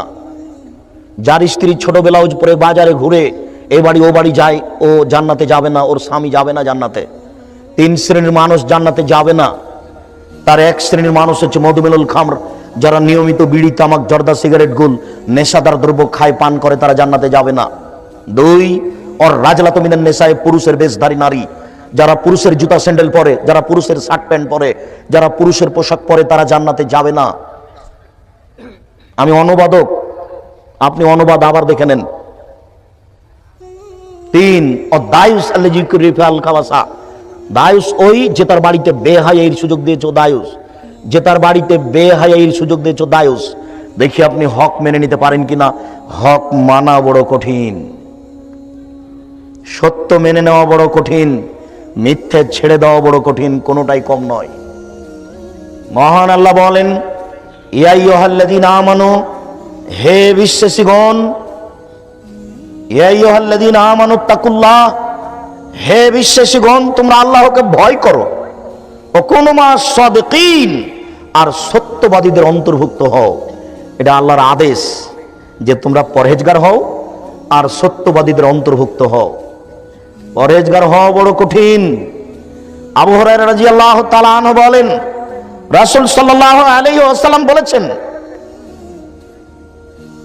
লাউ আলিমতুম মা আলামু, সত্য সত্যই তোমরা যদি আল্লাহকে জানতে আমি যেমন জানি, লাউ তাআলামুনা মা আলামু, যদি তোমরা সত্য সত্য আল্লাহকে জানতে আমি যেমন জানি, লা বাকাইতুম কাসীরা ওয়া লা দাহিকতুম কালিলা, তাহলে বেশি বেশি কাঁদতে, কম কম হাসতে। আমরা এখানে যারা বসে আছি 24 ঘন্টাতে কয় ঘন্টা কাঁদি আর কয় ঘন্টা হাসি? এখন তো জমি জায়গা বেশি হয়েছে, টিভি আর জমি আর জায়গা নিয়ে দিন রাত মানুষের হাসি আর হাসি, আনন্দ আর ফুর্তি। এখন তো আর মানুষের কান্নাকাটির সময় নেই। এক সময় মানুষের অভাব ছিল, টাকা পয়সা কম ছিল। দিন যত যাবে তত টাকা পয়সা বেশি হবে। মানুষ বেশি হতে হতে হতে যদি মানুষের গায়ে চড়ে থাকে তবুও টাকা বেশি হবে, হবেই। এই ডোমনি এলাকায় 20 বছর পূর্বে যত টাকা ছিল আজকে তার চেয়ে কম না বেশি? 20 বছর পরে আরো বেশি হবে। টাকা এত বেশি হবে, টাকা এত বেশি হবে, টাকা এত বেশি হবে যে দান খায়রাত ভিক্ষা নেওয়ার মানুষ থাকবে না। অর্থ সম্পদ এত বেশি হবে, একটা গাভীর দুধ খাবে একটা বংশ, একটা গাভীর দুধ খাবে একটা গ্রাম, আর একটা ডালিম খাবে একটা বংশ। আজ থেকে নিয়ে 15 বছর পূর্বে একটা গাভীর দুধ দিত হাফ কেজি থেকে 3 কেজি, এখন একটা গাভী দুধ দেয় 3 কেজি থেকে 40 কেজি। 20 বছর পরে একটা গাভী কত দুধ দিবে তা মানুষ জানে না। 15 বছর পূর্বে একটা ডালিম পাওয়া যেত বাজারে 1 ছটাক, এখন বাজারে একটা ডালিম পাওয়া যায় 1 কেজি। 20 বছর পরে একটা ডালিম কত বড় হবে তা মানুষ জানে না। মোবাইল 1 মিনিট চললে 5 টাকা ইনকাম হয়, 2 টাকা ইনকাম হয়, রোজগার হয়, আয় হয়। 20 বছর পূর্বে মোবাইলে টাকা এইভাবে ইনকাম হবে তা মানুষের জানা ছিল না। পুকুরে মাছ চাষ করে কোটি কোটি টাকা হবে এটা মানুষের জানা ছিল না। মুরগির চাষে মানুষের কোটি কোটি টাকা ইনকাম হবে এটা মানুষের জানা ছিল না। কত পথ বের হয়ে গেছে টাকার। 20 বছর পরে আরো কত পথ বের হবে তা মানুষ জানে না। শুধু এইভাবে আল্লাহ রাসূল বলেছেন, বসে তা তালাইকুম দুনিয়া কামা বসে তাত মান কানা কাবলাকুম। পৃথিবী তোমাদের সামনে তুলে ধরা হয়েছে, দেখো প্রযুক্তি আর প্রযুক্তি, দেখো তোমরা পৃথিবী, প্রযুক্তি আর প্রযুক্তি, পৃথিবীতে দেখো শুধু টাকা আর টাকা, শুধু টাকা আর টাকা। মানুষ খালি টাকার পিছনে হন্যে হয়ে লেগে পড়বে, কোথায় বৈধ আর কোথায় অবৈধ সেটা ভাববে না। এই কথাই রাসূল সাল্লাল্লাহু আলাইহি ওয়াসাল্লাম বলছেন, বসে তা তালাইকুম দুনিয়া কামা বসে তাত মান কানা কাবলাকুম। পৃথিবী তোমাদের সামনে খুলে তুলে ধরা হবে, নেও কত খাবা। এরপরে পৃথিবী তোমাদেরকে ধ্বংস করে দিবে, পূর্বের লোককে যেমন ভাবে ধ্বংস করেছিল। সম্মানিত উপস্থিতি, কাজেই টাকা পয়সা কম হবে এই হিসাব আপনার মাথায় কোনো সময় আসবে এটার প্রয়োজন নেই, টাকা বেশি হবে এই কথাই ঠিক। অতএব মানুষ আল্লাহর ভয়ে কাঁদে না কেন? বিত্তশালী হওয়ার কারণে। টাকা পয়সা অনেক বেশি, টাকা পয়সা যত বেশি হবে পাপ অন্যায় অরাজকতা তত বাড়বে। আরে অন্যায় করো, কি হবে আমি দেখে নেবো, কোর্ট কাচারি আমি দেখবো। মানুষের টাকা হলে মানুষ সেটা করবে, এই কথা আল্লাহ বলেছেন, এই কথা আল্লাহ রাসূল বলেছেন। আল্লাহর রাসূল বলছেন, মানুষ যদি আল্লাহকে চিনতো তাহলে বেশি বেশি কাঁদতো, কম কম হাসতো। মানুষ তো আল্লাহকেই চিনে না, কাঁদবে কি? চিনার প্রয়োজনও নেই। যেদিনই পেটে বাচ্চা এসেছে সেদিনই স্বামী স্ত্রী ভাবছে যে ছেলেকে ইংরেজি শিখাতে হবে, পিসি স্কুলে ভর্তি করতে হবে, সরকারি রেসিডেন্সিয়াল স্কুলে ভর্তি করতে হবে। 5 বছরের ছেলেকে বাপ বানাবে Michael Madhusudan Dutta. Michael Madhusudan Dutta London গেছিল ইংরেজি দিয়ে পদ্য লিখে ইংরেজিদের হারিয়ে দিবে, ইংরেজদের হারিয়ে দিবে। এই জন্য সেই দিন মানুষের এত দূরের প্রয়োজন ছিল, আজকে মানুষ তার চেয়ে বেশি ভাবছে, অথচ তার হিসাব ভুল। সম্মানিত উপস্থিতি, আপনি মিথ্যা পরিহার করুন, সত্য গ্রহণ করুন, আল্লাহকে ভয় করুন। আবু হুরায়রা রাদিয়াল্লাহু তাআলা আনহু বলেন, রাসূল সাল্লাল্লাহু আলাইহি সাল্লাম বলেছেন, সালাসাতুন মুহলিকাতুন সালাসাতুন মুনজিয়াতুন। 3টি জিনিস মানুষকে ধ্বংস করে, 3টি জিনিস মানুষকে রক্ষা করে। 3টি জিনিস মানুষকে ধ্বংস করে, 3টি জিনিস মানুষকে রক্ষা করে। 1, তাকওয়াল্লাহ ফিস সিররি ওয়াল আলানিয়া। যে আল্লাহকে প্রকাশ্যে ভয় করে, যে আল্লাহকে গোপনে ভয় করে, সে জান্নাতে যাবে, সে বেঁচে গেছে। যে আল্লাহকে প্রকাশ্যে ভয় করে, যে আল্লাহকে গোপনে ভয় করে, সে জান্নাতে যাবে, সে বেঁচে গেছে। 2, কওলুল হক ফির রেজা ওয়াস সাখাত। সুলি হলেও সত্য কথা বলে, ফাঁসি হলেও সত্য কথা বলে, ও বেঁচে গেছে, ও জান্নাতে যাবে। সুলি হলেও সত্য কথা বলে, ফাঁসি হলেও সত্য কথা বলে, ও জান্নাতে যাবে, ও বেঁচে গেছে। 3, আল ইকতিসাদু ফিল ফাকরি ওয়াল গিনা। মধ্যম পন্থায় খরচ করে, ধনী হলেও গরিব হলেও মধ্যম পন্থায় খরচ করে যে, সেই বেঁচে যাবে।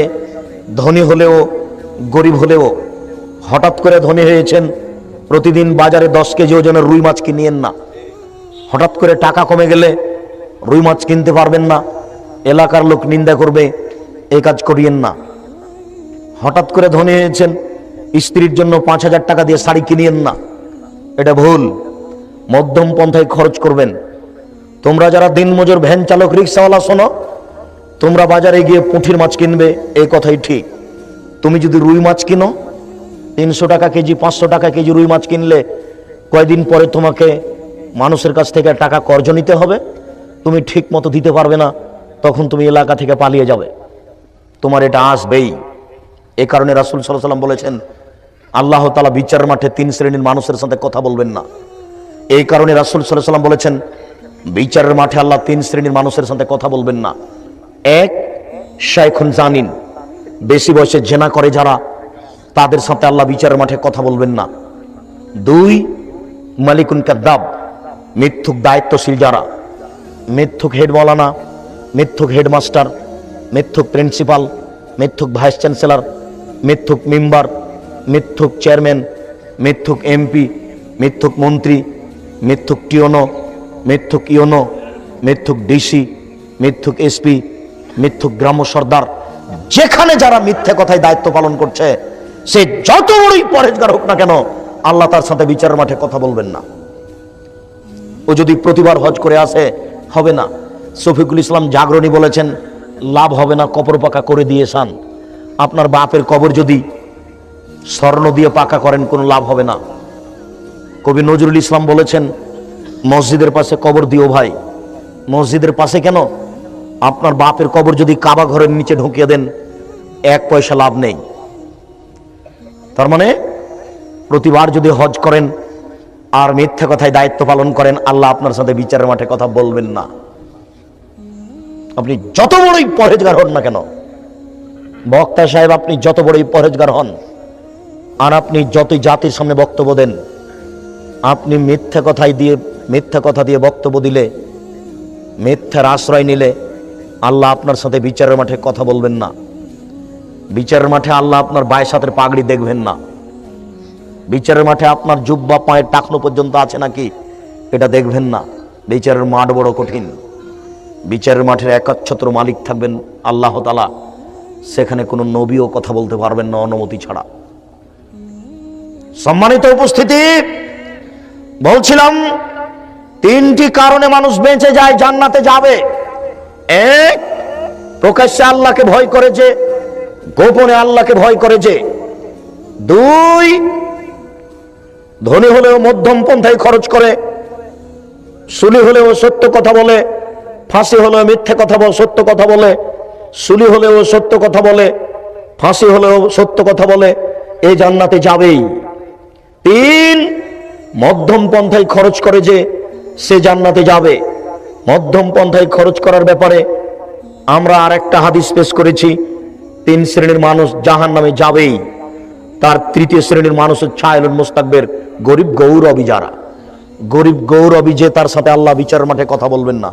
একে তো গরিব মানুষ, দিন রাত তেমন ভালোভাবে দিন কাটেনি, এরপরে আল্লাহ বিচারের মাঠে কথা বলবেন না, এটা আবার কত বড় পাপ। কেন? এখানে আপনি রিক্সা নিয়ে দাঁড়িয়ে আছেন, আমি গিয়ে বলছি ভাই একটু তাড়াতাড়ি যেতে হবে, চলেন, তো বলছে আমি এখন যাব না। আরে যাবা না মানে? তুমি তো এই কাজে এসেছো, যাবা না কেন? এ হলো গরিব গৌরবী, এর সাথে আল্লাহ বিচারের মাঠে কথা বলবেন না। তুমি রিক্সা নিয়ে এসেছো, যাওয়ার জন্য তুমি যাবো না কেন বলছো? জমিতে আমার ধান পেকে গেছে, বৃষ্টি হচ্ছে, আমি বলছি চলো ভাই, ধানগুলো পেকে নষ্ট হয়ে গেল, ধানগুলো কাটতে হয়, বলছে 2 দিন কাজ করব না। এর নাম গরিব গৌরবী। গরিব মানুষ বেশি দাম দিয়ে মাছ কিনবে কেন? গরিব মানুষ বেশি টাকা দিয়ে কাপড় কিনবে কেন? ওর ধ্বংস হবেই। বিচারের মাঠে ওর সাথে আল্লাহ কথাই বলবেন না। কত বড় জটিল বিষয় আপনি দেখেন। 3 শ্রেণীর মানুষের 1 শ্রেণীর হলেন মিথ্যুক দায়িত্বশীল, এ তো জাতির ক্ষতি করে, অনেক বড় পাপী। 2, বয়স্ক ব্যভিচার, খুব খারাপ কথা। 3, গরিব গৌরবী, এটা একটা কঠিন হয়ে গেল। গরিব মানুষ গৌরব করে, সেই জন্য আল্লাহ তার সাথে কথাই বলবেন না। কেন? ওর দ্বারা সমাজের ক্ষতি হয়। ওকে আল্লাহ গরিব করেছেন সমাজের উপকার করার জন্য। ও কেন গৌরব করবে, কেন কাজ করবে না? যখন তার শরীরে কুলাচ্ছে না, বাড়ি চলে যাবে। মাঠে রাস্তায় থাকলে তাকে কাজ করতে হবে, এটাই নীতি। সম্মানিত উপস্থিতি, আমি বলছিলাম আল্লাহকে ভয় করলে জান্নাত হবেই। তার 3 শ্রেণীর মানুষ জান্নাত পাবে। ওয়াম্মাল মুহলিকাতু সালাসা, 3টি কাজে মানুষ ধ্বংস হয়ে যায়। 1, হাওয়ান মুত্তাবা, প্রবৃত্তিকে মেনে নেয় যে, সে জাহান্নামে যাবেই। প্রবৃত্তিকে মানে কে? দাড়ি চাচে যে। প্রবৃত্তিকে মানে কে? টাকনো নিচে প্যান্ট পরে যে, প্রবৃত্তিকে মানে কে? দোকানে বসে মানুষের বদনাম গিবাত করে যে, প্রবৃত্তিকে মানে কে? আজান হয়ে যায় তবু মসজিদে যায় না, গল্প জমায় যে, প্রবৃত্তিকে মানে কে? সুদ খায় যে, প্রবৃত্তিকে মানে কে? ঘুষ দেয় যে, প্রবৃত্তিকে মানে কে? মিথ্যে কথা বলে যে, প্রবৃত্তিকে মানে কে? দলীয় দাপটে জমি দখল করে যে। দল ক্ষমতাতে থাকলে জমি নিজের হাতে, সেই জমি যে জমির মালিক থাক আর না থাক তাতে আসে যায় না, ও জাহান্নামে যাবেই। প্রবৃত্তিকে মানে যে জাহান্নামে যাবে সে। মাথায় কাপড় দেয় না যে সব মহিলারা, তারা প্রবৃত্তিকে মানে। যারা পায়জামা পরে, চুস্ট পায়জামা পরে স্কুল কলেজে যায় তারা প্রবৃত্তিকে মানে। যারা ছোট ব্লাউজ পরে রাস্তাঘাটে চলে এরা প্রবৃত্তিকে মানে। প্রবৃত্তিকে মানে যে সে ধ্বংস হবেই, জাহান্নামে যাবেই। দুই, সহনমতা, কৃপণতাকে মেনে নেয় যে, কৃপণ যে সে জাহান্নামে যাবে। রাসূল সাল্লাল্লাহু আলাইহি ওয়াসাল্লাম বলেছেন, লা ইয়াদখুলুল জান্নাতা বাখিল, কৃপণ জান্নাতে যাবে না, কৃপণ জান্নাতে যাবে না। রাসূল সাল্লাল্লাহু আলাইহি সাল্লাম সালাতে সালাম ফিরার পূর্বে এবং পরে বলতেন, আল্লাহুম্মা ইন্নী আউযু বিকা মিনাল বুখল, হে আল্লাহ আমি তোমার কাছে কৃপণতা থেকে বাঁচতে চাই। আল্লাহ আমি তোমার কাছে কৃপণতা থেকে বাঁচতে চাই। আল্লাহ তোমার কাছে আমি কৃপণতা থেকে বাঁচতে চাই। অবশ্যই কৃপণতা খুব খারাপ জিনিস, যার ফলাফল জাহান্নাম। কৃপণ জান্নাতে যাবে না। তিন, এজাবুল মারে বেনাফসিহি, আত্ম অহংকারী যে সে জান্নাতে যাবে না। অহংকার করে যে সে জাহান্নামে যাবে। মানুষকে তুচ্ছ দৃষ্টিতে দেখে যে সে জাহান্নামে যাবে। মানুষকে মূল্যায়ন করে কথা বলে না যে সে জাহান্নামে যাবে। মুরব্বীদেরকে মূল্যায়ন করে না যে সে জাহান্নামে যাবে। বিত্তশালীর অহংকার করে যে জাহান্নামে যাবে সে। দলীয় দাপট দেখায় যে জাহান্নামে যাবে সে। যারা এরকম ভাবে চলে তাদের জন্য জাহান্নাম সুনিশ্চিত। তিন শ্রেণীর মানুষ জাহান্নামে যাবে। এক, প্রবৃত্তিকে মানে যে। দুই, কৃপণতা করে যে। তিন, অহংকারী যে, এরা জাহান্নামে যাবে। সম্মানিত উপস্থিতি, আমরা বলছিলাম আল্লাহ তাআলা বলছেন তোমরা সত্যবাদীদের অন্তর্ভুক্ত হও। মহান আল্লাহ বলেন, অযকুরু ফিল কিতাবি ইব্রাহিম ইন্নাহু কানা সিদ্দিকান নবিয়্যা। মুহাম্মদ সাল্লাল্লাহু আলাইহি সাল্লাম আপনি ইব্রাহিমকে স্মরণ করুন, নিশ্চয়ই ইব্রাহিম ছিলেন সত্যবাদী। মহান আল্লাহ বলেন, ইন্নাল্লাহা লা ইয়াহদি মান হুয়া মুসরিফুন কাযযাব। নিশ্চয়ই যে ব্যক্তি মিথ্যুক আল্লাহ তাকে হেদায়েতের পথ দেন না। যারা মিথ্যা কথার আশ্রয় নেই আল্লাহ তাদেরকে হক পথ দেখান না। মহান আল্লাহ বলেন, কুল রব্বি আদখিলনি মুদখালা সিদক আখরিজনি মুখরাজা সিদক ওয়াজআল লি মিন লাদুনকা সুলতানান নাসিরা। আল্লাহ তাআলা আমাদের নবীকে বলেন, হে মুহাম্মদ আপনি বলুন, হে আমার প্রতিপালক আপনি আমাকে যেখানে নিয়ে যাবেন সত্যবাদী করে নিয়ে যান। আপনি আমাকে যেখান থেকে বের করবেন সত্যবাদী করে বের করুন। আমি এই এলাকা থেকে চলে যাব, মক্কা থেকে পালিয়ে যাব, মক্কার প্রত্যেকটা পুরুষ এবং নারীকে বলতে হবে মুহাম্মদ সত্যবাদী, বলতেই হবে। এই গুণ তুমি আমার ভিতরে দাও, এই সুযোগ তুমি করে দাও। আমি মদিনায় প্রবেশ করব, মদিনার পুরুষ এবং নারীকে বলতে হবে আমি সত্যবাদী। এই কথাটা আল্লাহ আমাদের নবীকে বলে দিচ্ছেন, আপনি বলুন, রব্বি আদখিলনি মুদখালা সিদক আখরিজনি মুখরাজা সিদক। হে আমার প্রতিপালক তুমি আমাকে যেখানে প্রবেশ করাবা সেখানে সত্যবাদী করে প্রবেশ করাও, আর যেখান থেকে আমাকে নিয়ে যাবা সত্যবাদী করে নিয়ে যাও। পৃথিবীর কোনো মানুষ যেন আমাকে মিথ্যুক বলতে না পারে। সত্য কেমন জিনিস, মিথ্যে কেমন জিনিস তা একটু দেখুন। সম্মানিত উপস্থিতি, কথাটা বলতে গিয়ে একটি লম্বা হাদিস, আমি খুব দ্রুত অনুবাদ করার চেষ্টা করব এবং যেখানে আমার লক্ষ্য উদ্দেশ্য সেখানে পৌঁছার চেষ্টা করব। এক খেয়ালে চেয়ে থাকবেন, 19-20 হবেন না, নইলে আপনি বুঝতে পারবেন না। সামরা ইবনে জুনদুব রাদিয়াল্লাহু তাআলা আনহু বলেন, সাল্লা রাসূলুল্লাহ সাল্লাল্লাহু আলাইহি সাল্লাম সালাতুল ফজর ওয়া আকবালা আলা নবী ওয়াজহিহি। আল্লাহর নবী ফজরের সালাতের পরে আমাদের সামনে মুখামুখি হতেন। ফাসালানা, তিনি আমাদেরকে জিজ্ঞাসা করতেন, হাল রাআহাদুম মিনকুম রুয়া, গত রাত্রে তোমাদের স্বপ্নে কেউ কিছু দেখেছে? ফাইনরা আহাদুন কাসাহা ফায়াকুলু মাশাআল্লাহ তাআলা। কেউ যদি কিছু স্বপ্নে দেখতো, রাসূলের সামনে বলে দিত আমি এই স্বপ্নে দেখেছি, আমি এই স্বপ্নে দেখেছি, তখন আমাদের নবী মুহাম্মদ সাল্লাল্লাহু আলাইহি সাল্লাম স্বপ্নের তাবির করে দিতেন। তোমার স্বপ্নের ফল হলো এই, তোমার স্বপ্নের ফল হলো এই, তোমার স্বপ্নের ফল হলো এই। তিনি একদিন আমাদের জিজ্ঞাসা করলেন, হালরা মিনকুম আহাদুন, তোমাদের মধ্যে গত রাত্রে কেউ স্বপ্নে কিছু দেখেছে? ফাকুলনা লা, আমরা বললাম জি না, আমরা গত রাত্রে কেউ কিছু স্বপ্নে দেখিনি।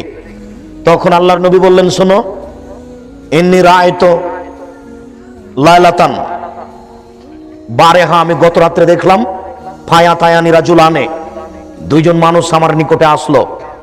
আমি মুহাম্মদ সাল্লাল্লাহু আলাইহি সাল্লাম ঘুমিয়ে আছি, স্বপ্নে দেখছি দুইজন মানুষ আমার নিকটে আসলো। এসে একজন ডান হাত ধরলো, একজন বাম হাত ধরলো। ডান হাত আর বাম হাত ধরে আমাকে নিয়ে চলে যাচ্ছে বাইতুল মুকাদ্দাসের দিকে। ফা আতাইনা আলা রাজুলিন মুস্তাজে, চলে আসলাম। ফা আতাইনা আলা রাজুলিন জালিসিন, একটা লোকের পাশে চলে আসলাম যে লোকটা বসে আছে। অরাজুল কায়েম, একটা লোক দাঁড়িয়ে আছে। অফিয়াদিহি কাল্লুব বিন হাদিদিন, যে লোকটা দাঁড়িয়ে আছে তার হাতে একটা লোহার বাঁকা লাঠি রয়েছে। একটা লোক বসে আছে আর পাশে একটা লোক দাঁড়িয়ে আছে, তার হাতে একটা লোহার বাঁকা লাঠি রয়েছে।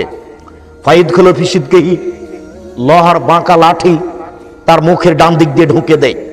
ফায়সুক্কহু, দেখি ডান দিকে ঢুকিয়ে পিছন দিকে ফেড়ে নিয়ে যাচ্ছে একবারে পিছন পর্যন্ত। ওয়াফল বিসিদকিহিল আকার, লোহার লাঠি বের করে মুখের বাম দিকে লাগাচ্ছে। ফায়াশুক্কহু, মুখের বাম দিককে ফেড়ে ফেলছে। ফায়াউদু, এরপরে লাঠি বের করে ডান দিকে নিয়ে আসছে। ডান দিকে নিয়ে আসতে না নিয়ে আসতে আবার মুখের ডান দিক ঠিক হয়ে যাচ্ছে, আবার ডান দিক ফেড়ে ফেলছে, আবার বাম দিকে আসছে, বাম দিক ফেড়ে ফেলছে, বারবার এই দৃশ্য। আমি বললাম, মা হাজা, একই দৃশ্য? কালা, তারা দুইজন বললেন, ইনতালেক, চলতে থাকেন। ফান্তালাক না, আমরা চলতে থাকলাম কিছু না বলে। চলতে চলতে চলে আসলাম রাজুলিন মুস্তাজে, একটা লোক চিত হয়ে শুয়ে আছে, একটা লোক পাশে দাঁড়িয়ে আছে, তার হাতে একটা পাথর আছে। এজদা কবিরা সাহু, পাথর দিয়ে মারছে তার মাথার উপরে। মারার সাথে সাথে মাথা ভেঙে চৌচির হয়ে যাচ্ছে। অত্যাদাদাহাল হাজারো, পাথরটা ছিটকে দূরে চলে যাচ্ছে। এই লোকটা যাচ্ছে মাথা আনতে, পাথরটা আনতে, পাথরটা আনতে না আনতে দেখছে মাথা ঠিক হয়ে গেছে। আবার পাশে এসে আবার মারছে, আবার মাথা ভেঙে চৌচির হচ্ছে, পাথর ছিটকে দূরে চলে যাচ্ছে, আবার নিয়ে এসে আবার মারছে। বারবার এই দৃশ্য দেখে আমি বললাম, মা হাজা, একই দৃশ্য? কালা, তারা দুইজন বলল, ইনতালেক, চলতে থাকেন। ফান্তালাক না, আমরা চলতে থাকলাম কিছু না বলেই। ফা আতাইনা আলা নাকবিল মিসলি তান্নুরে, চলতে চলতে চলে আসলাম একটা গর্তের পাশে। গর্তটা হচ্ছে কলসের মতো, আলা হুসাইকুন আসফালাহু আছে, যার উপরের দিক সংকীর্ণ আর নিচের দিক প্রশস্ত। একটা কলসের মতো, তাহাতাহ নার তাতাওয়াক্কাদ, ভিতর দেখি ধা ধা ধা ধা করে আগুন জ্বলছে। ফাইজা ইরতাফাও তিরতাফাও কাদা ইয়াখরুজু মিনহা, যখন আগুন জোরে জ্বলে উঠছে তখন তার ভিতরে যা কিছু আছে সব বের হয়ে যাচ্ছে, মনে হচ্ছে বের হয়ে পড়ে যাবে। ফাইজা খামিদাত রাজাউ ফিহা, আর যখন আগুন একটু দুর্বল হচ্ছে তখন সবকিছু ভিতরে চলে যাচ্ছে। দেখি ফিহারে জালুন নিসা, তাতে নারী এবং পুরুষ উলঙ্গ হয়ে আছে। উলঙ্গ অবস্থায় আগুনের ভিতরে জমা ধরে আছে, জ্বলছে, ধাঁধা ধাঁধা করে জ্বলতে জ্বলতে উপরে চলে যাচ্ছে, আবার নিচে আসছে, আবার উপরে যাচ্ছে। এই দৃশ্য দেখে বললাম, মা হাজা, একই দৃশ্য? কালা, তারা দুজন বললেন, ইনতালেক, চলতে থাকেন। ফান্তালাক না, চলতে থাকলাম কিছু বললাম না। ফা আতাইনা লাহনির মিন দামিন, আস্তে আস্তে চলে আসলাম, দেখি একটা রক্তের নদী। নদীতে শুধু রক্ত রক্ত, পানি নেই। অফিসাত্তির নাহারেরা জুলুন, রক্তের নদীর মাঝামাঝিতে একটা লোক রয়েছে, আর একটা লোক পাশে দাঁড়িয়ে আছে। যে লোকটা পাশে দাঁড়িয়ে আছে তার হাতে একটা পাথর আছে। কুল্লামা আরাদা ইয়াখরুজা রামা রাজুলু ফি ফি বারদাহাইসু খানা, যতবার লোকটা রক্তের নদী থেকে উঠার চেষ্টা করছে ততবারে পাশ থেকে তার মুখের উপরে মেরে মুখকে ফাটিয়ে দিচ্ছে এবং চলে যাচ্ছে নদীর রক্তের মাঝামাঝিতে। আবার উঠে আসছে, আবার মারছে। আমি বললাম, একই দৃশ্য? তারা দুজন বলেন ইনতালেক, চলতে থাকেন। ফানতালাক না, আমি কিছু না বলে চলতে থাকলাম। ফা তাইনাল রাজাতিন খাজরা, আস্তে আস্তে চলে আসলাম একটা সবুজ বাগান, বিশাল বাগান। তারা দুজন বলেন ইনতালেক, চলতে থাকেন। ফানতালাক না, আমি কিছু না বলে চলতে থাকলাম। ফা তাইনাল রাজাতিন খাজরা, আস্তে আস্তে চলে আসলাম একটা সবুজ বাগান, বিশাল বাগান। অফি আসলে সাজারে শাইখুন, গাছের পাশে একজন বৃদ্ধ মানুষ বসে আছেন। অমাম্মু হাওলাদুন নাস, তার সামনে দেখি মানুষের ছোট ছোট বাচ্চা, অনেক বাচ্চা। ওরাজুলুন কারিবুন মিনাশ সাজারে ইউকিদুন নারা, গাছের পাশে একজন মানুষ আছে, তার হাতে একটা লোহার লাঠি রয়েছে। ইউকিদুন নারা, লোহার লাঠিতে দেখছে আগুন উত্তেজিত করছে। ফাসায়াদাবিয়া সাজারা, তারা দুজন আমাকে গাছের উপরে নিয়ে চলে গেলেন। ওয়াদ খালানি দাঁড়ান, তারা দুজন একটা ঘরে ঢোকালেন। মা রায়তো হাসানা কাত্ত, আমার জীবনে এত সুন্দর ঘর জিন্দেগিতে দেখিনি। আশ্চর্য, ঘর এত সুন্দর হতে পারে তা ভাবা যায় না। ফিহেরে জালুন নেসাউন ও সিবিয়ান, তাতে দেখি বৃদ্ধ মানুষ, তাতে পুরুষ, তাতে নারী, তাতে বাচ্চা ছেলে। ফাসায়াদাবিয়া সাজারা, তারা আর উপরে নিয়ে চলে গেল। ওয়াদ খালানি দাঁড়ান, হে আসনা আফজালু মিনহা, তারা আর একটা ঘরে ঢোকালো। এই পরের ঘরটি আগের ঘরের চেয়ে অনেক সুন্দর, অনেক উত্তম। তাতে দেখি বৃদ্ধ মানুষ এবং যুবক মানুষ। আমি বললাম, আখবেরিনি আমার আয়াতুল্লাইলাতা, তোমরা দুজন আমাকে বলে দাও এ রাত্রে যা কিছু দেখলাম দীর্ঘ সময় ধরে। কালা নাম, তারা দুজন বললেন ঠিক আছে, আপনাকে সব বলে দিচ্ছি। আপনি এতক্ষণ পর্যন্ত যা দেখলেন, অমর রাজুল ইসাক সিদ্কহু, ওই যে আপনি প্রথমে দেখলেন যে লোকটার মুখের ডান দিক বাম দিককে লোহার বাঁকা লাঠি দিয়ে চিরে দেওয়া হচ্ছিল, ফেড়ে ফেলা হচ্ছিল, রাজুলুন কাদ্দাব, সে হলো মিথ্যুক, মিথ্যে কথা বলতো। ইফআলু বিহি ইলা ইয়াউমিল কিয়ামা, বিচারের দিন পর্যন্ত তার সাথে এরূপ আচরণ করা হবে। বিচারের দিনে জাহান্নামে যেতে পারে, জান্নাতও যেতে পারে। যারা মিথ্যে কথা বলবে তাদের সাথে কিয়ামত পর্যন্ত এরূপ আচরণ করা হবে। তার মুখের দুই দিককে চিরে ফেলা হবে লোহার লাঠি দিয়ে। যেই মিথ্যে কথা আজকে আমাদের কাছে বড় কিছু নয়, পাপ নয়। এরপরে আপনি দেখলেন যে লোকটির মাথাকে লোহার পাথর দিয়ে ভেঙে চৌচির করা হচ্ছিল, সে লোকটি হচ্ছে আলেম। কোরআন হাদিস জানতো, জানা অনুযায়ী আমল করতো না। দেখেন আপনি, শতকরা 98 জন আলেম বের হবে যার বাড়িতে পর্দা নেই। শতকরা 98 জন লোক বের হবে যার ছেলে প্যান্ট পরে আছে, জিন্স কাপড়ের প্যান্ট পরে আছে। দেখেন আপনার পাশে হুজুরের ছেলে আছে মনে হয়, দেখেন একটু, আপনার পাশে হুজুরের ছেলে আছে, দেখেন তার পরনে প্যান্ট আছে, টাকনুর নিচে আছে। আজকে এখন আর না গিয়ে সকালে গিয়ে একটু দেখিয়েন, তার মেয়ে নগ্ন পোশাক পরে কলেজে যায়, তার ছেলের দাড়ি চাঁচা আছে, যার ছেলের দাড়ি ছোট আছে। শতকরা 98 জন হুজুর টিকতে পারবে না। যার মাথা ফাটিয়ে দেওয়া হচ্ছে ইনি হচ্ছেন হুজুর। মিথ্যা কথা দিয়ে বক্তব্য দেয়, কেসা কাহিনী না হলে হুজুরের নাকি চলে না, আর কণ্ঠসুর না হলে হুজুরের নাকি চলে না। জি না, কণ্ঠসুর দিয়ে বক্তব্য চলে না। বক্তব্যের একটা সুন্নাত আছে, এজা খাতাবা, যখন আল্লাহ রাসূল বক্তব্য দিতেন, ওহমারা তাই না হু, তার দুই চোখ লাল হয়ে যেত, ওয়াস্তাদা গাজাবহু, তার রাগ বেশি হয়ে যেত, ওয়ালা সাউতহু, তার কণ্ঠ উঁচু হয়ে যেত, কান্নাহু মনোজুর জাইস, যেন তিনি সৈন্য দলকে ধমক দেখাচ্ছেন, এই করতে হবে, সেই করতে হবে। এই ছিল তার বক্তব্যের গতি। দুই চোখ লাল হয়ে যেত, কণ্ঠ উঁচু হয়ে যেত, রাগ বেশি হয়ে যেত। বক্তব্যের গতির কারণে শরীর থেকে চাদর নিচে নামতে নামতে নিচে পড়ে যেত। এটা ছিল তার বক্তব্যের গতি।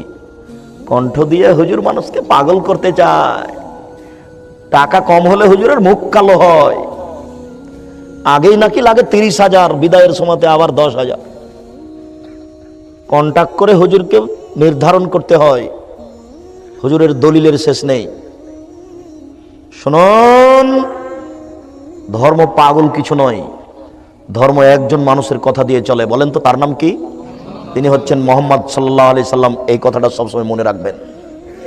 আমি আপনাকে হানাফি, সাফি, মালিকি হতে নিষেধ করিনি। আপনি হন, হানাফি হয়ে থাকেন, মালিকি হয়ে থাকেন, হাম্বলি হয়ে থাকেন, আপনাকে আমি নিষেধ করিনি। কিন্তু বিচারের মাঠে যখন আপনি বলবেন আমার ইমাম আবু হানিফা রাহিমাহুল্লাহ, তখন যদি উনি বলেন না না না না, আমি কাউকে কথা বলিনি, আমাকে মেনে চলো, এই কথা আমি কাউকে বলিনি, যদি এরকম বলেন তাহলে কি হবে? আপনি যদি বলেন আমি ইমাম শাফিকে মানি, উনি যদি বিচার মাঠে না খরচ করেন তাহলে কি হবে? এই জন্য পৃথিবীতে একজন মানুষকে মাথায় রাখবেন, যার নাম মুহাম্মদ সাল্লাল্লাহু আলাইহি সাল্লাম। লাভ হোক আর লস হোক, বেশি কিছু করার দরকার নেই। ফরজ সালাত আদায় করেন, রমজান মাসের সিয়াম পালন করেন, রোজা, রমজান মাসের সিয়াম পালন করেন, আর যাকাত ক্ষমতা হলে দেন, টাকা হলে হজ করতে যান, জান্নাত হবে ইনশাআল্লাহ। একটা লোক আল্লাহ রাসূলের কাছে এসে বলছেন, দুল্লানি আমালেন ইলা আমিলতু দাখালতুল জান্নাতা। আল্লাহ রাসূল আমাকে একটা আমলের কথা বলেন তো আল্লাহ রাসূল, যে আমল করে আমি জান্নাতে চলে যাব, এই একটা আমলের কথা বলেন। তখন রাসূল সাল্লাল্লাহু আলাইহি সাল্লাম বলেন, 5 ওয়াক্ত ফরজ সালাত আদায় করবে, রমজান মাসের সিয়াম পালন করবে, ফরজ যাকাত আদায় করবে, টাকা হলে হজ। এই পর্যন্ত শোনার পরে লোকটা বলছে, ওয়াল্লাহি লা আজদু আলা হাজা আনকুসু মিনহু, আল্লাহর কসম আমি এর চেয়ে কম করব না, আল্লাহর কসম আমি এর চেয়ে বেশি করব না, আল্লাহর কসম আমি এর চেয়ে কম করব না, আল্লাহর কসম আমি এর চেয়ে বেশি করব না। এইভাবে বলছে আর চলে যাচ্ছে, কসম করছে আর বলছে আর চলে যাচ্ছে। তখন আল্লাহ রাসূল বলছেন, মান সাররা ইয়ানজুরা ইলাল জান্নাহ ফালাইনজুরা ইলা হাজা, কেউ যদি জান্নাতি দেখতে চায় তাহলে এই লোকটাকে দেখে নেক। এই শোনো আমার সঙ্গী সাথী, তোমরা যদি কেউ জান্নাতীকে দেখতে চাও, এই যে দেখো, এই যে লোকটা জান্নাতি, ও কিন্তু তাহাজ্জুদ পড়বে না। কথা মনে হয় বুঝাতে পারিনি। উনি কিন্তু তাহাজ্জুদ পড়বেন না, উনি পড়বেন না, উনি কসম করেছেন আমি নফল পড়ব না। 5 ওয়াক্ত সালাতের সাথে যে 12 রাকাত সুন্নাত আছে, এটা উনি পড়বেন না। আল্লাহর কসম আমি এর চেয়ে বেশি করব না, আল্লাহর কসম আমি এর চেয়ে কম করব না, আল্লাহর কসম আমি এর চেয়ে বেশি করব না। 5 ওয়াক্ত সালাতের সাথে 12 রাকাত সুন্নাত পড়বে না। আল্লাহ রাসূল বললেন যে ও জান্নাতি। শুনুন, ইবাদত কম হোক তবু জান বাঁচবে, একজন মানুষের নীতিতে হোক, যার নাম মুহাম্মদ সাল্লাল্লাহু আলাইহি সাল্লাম। হুজুর কেন বললেন আসসালামু আলাইকুম, কি ব্যাপার আপনারা সব ঘুমিয়ে আছেন নাকি? আমার উত্তর দিলেন না কেন? আবার হুজুর বলছেন আসসালামু আলাইকুম, আপনারা জোরে বলেন আসসালামু আলাইকুম। হুজুর এই মিথ্যা নীতি কোথায় পেলেন? হুজুর আসসালামু আলাইকুম দিয়ে বক্তব্য শুরু করবেন, কে উত্তর দিল না দিল তার দেখার বিষয় নয়। হুজুর বক্তৃতার নামে ধর্ম বিকৃত করতে এসেছেন, হুজুরকে আবার পড়াশোনা করতে হবে। শুনুন সম্মানিত দিনী ভাই, আলেম বড় বিপদে, হুজুর বড় বিপদে, হুজুর নিজেই বুঝেন না। হুজুর যে কত বড় বিপদে হুজুর বুঝতে চাচ্ছেন না। যার মাথাকে ফাটিয়ে চৌচির করে দেওয়া হচ্ছে ইনি হুজুর। এরপরে ওই যে আপনি দেখলেন একটা গর্তের মধ্যে ধাঁধা ধাঁধা করে আগুন জ্বলছে, নারী এবং পুরুষ উলঙ্গ হয়ে জমা ধরে আগুনে জ্বলছে। এ হচ্ছে ব্যভিচার। ব্যভিচার রাসূল সাল্লাল্লাহু আলাইহি সাল্লাম বলছেন, জিবরাইল আমাকে নিয়ে গেলেন উপরে, যেতে যেতে দেখি এক জায়গাতে অনেক মানুষ ফুলে ফেফে 30 হাত 40 হাত 100 হাত উঁচু হয়ে মোটা মোটা হয়ে আছে, বিশাল আকৃতি, গন্ধে টিকা যায় না, এত দুর্গন্ধ, মনে হচ্ছে যে তারা গ্রামের টয়লেট। আকৃতিও খুব বিশাল, গন্ধ খুব বেশি। আমি বললাম জিবরাইল মানে হাউলা, এরা কারা? তখন জিবরাইল আলাইহিস সালাম বললেন, অহমদ জোনাতা জাওয়ানি, এরা হচ্ছে ব্যভিচারনী।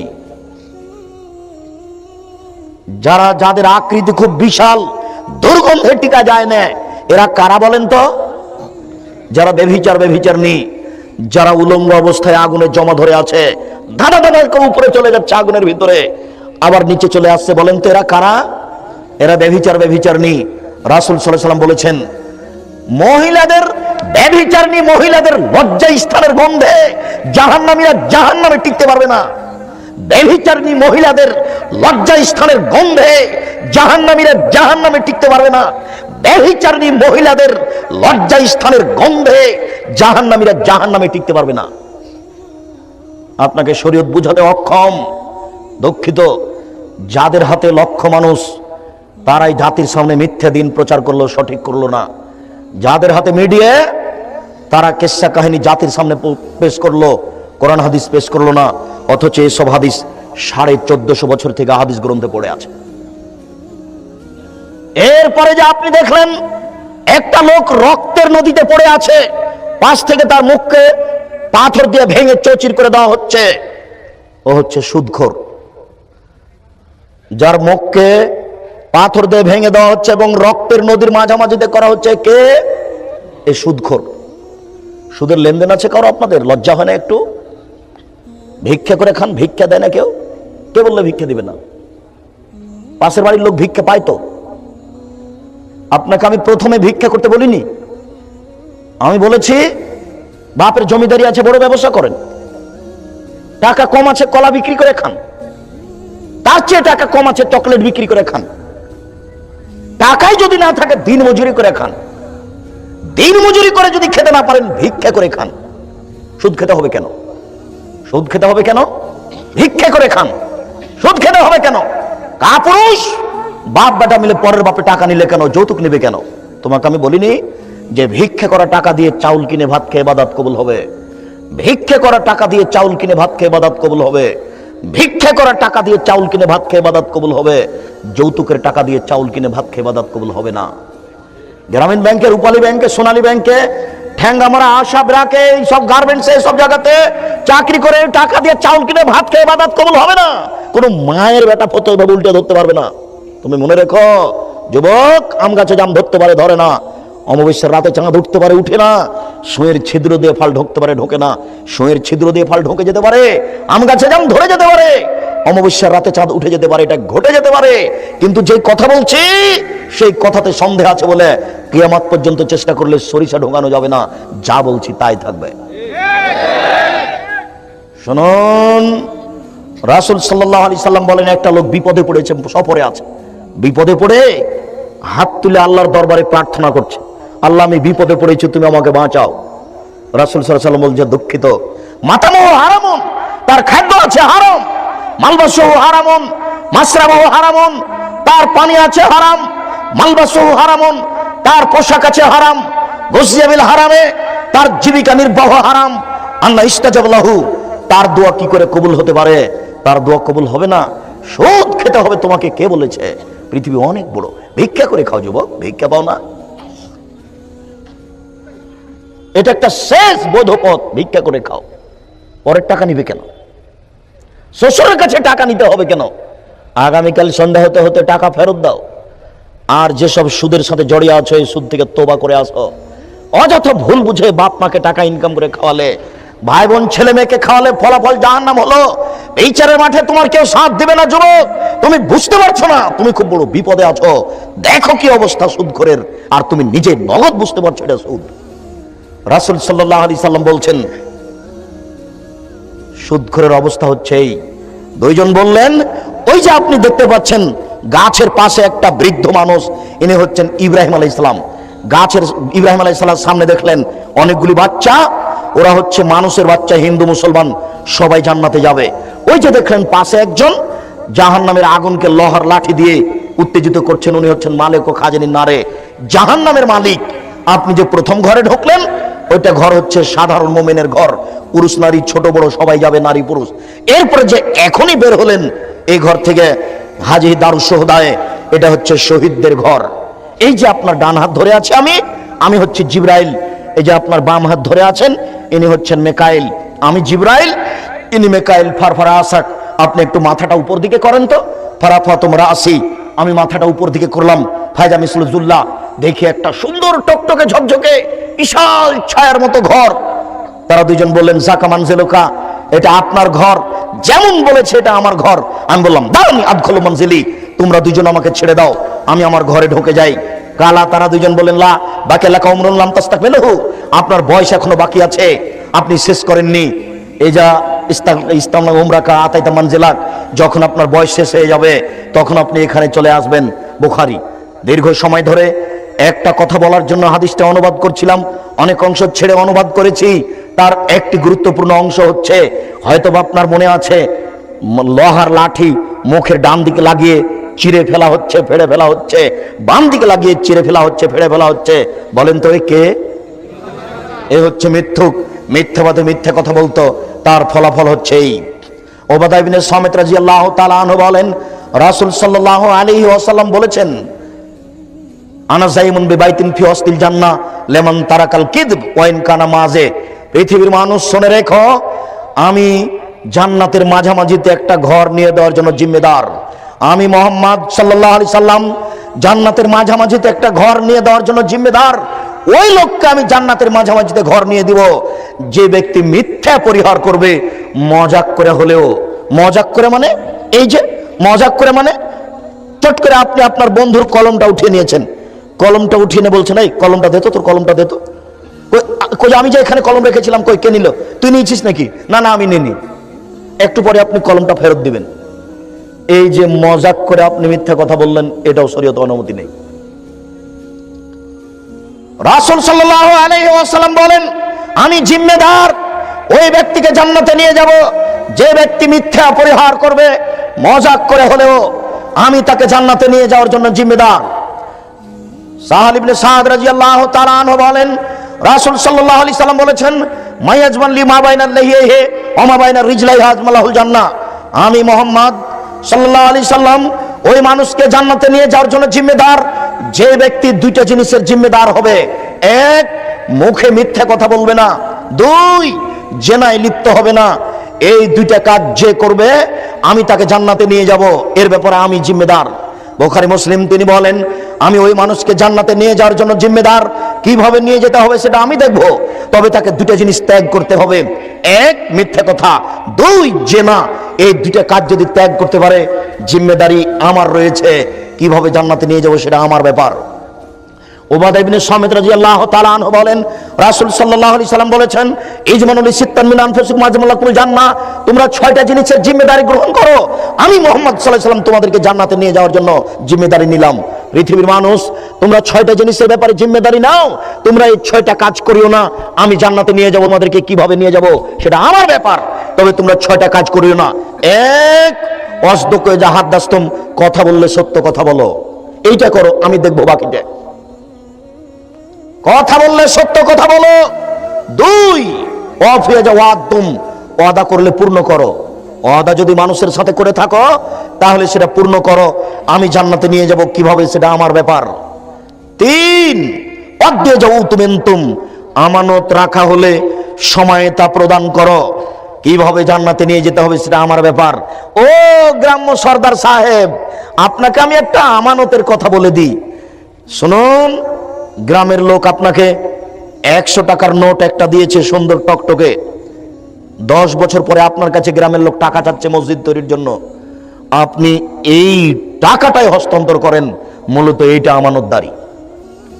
যদি আপনি টাকাটা পরিবর্তন করতে পারেন, আপনার কাছে 500 টাকা খুচরা আছে, মসজিদের টাকা 10-এর টাকা, তা আমি বলছি যে জনাব আমার এই টাকাটা একটু 500 টাকা নোটটা নিয়ে ওই 5টা দেন তো, এটা করতে পারেন, করা না জায়েজ নয়। কিন্তু প্রকৃত আমানতদারি হচ্ছে যেই টাকা জনগণ দিয়েছে 5 বছর পরে ওই টাকাই ফেরত দিবেন, এর নাম আমানতদারি।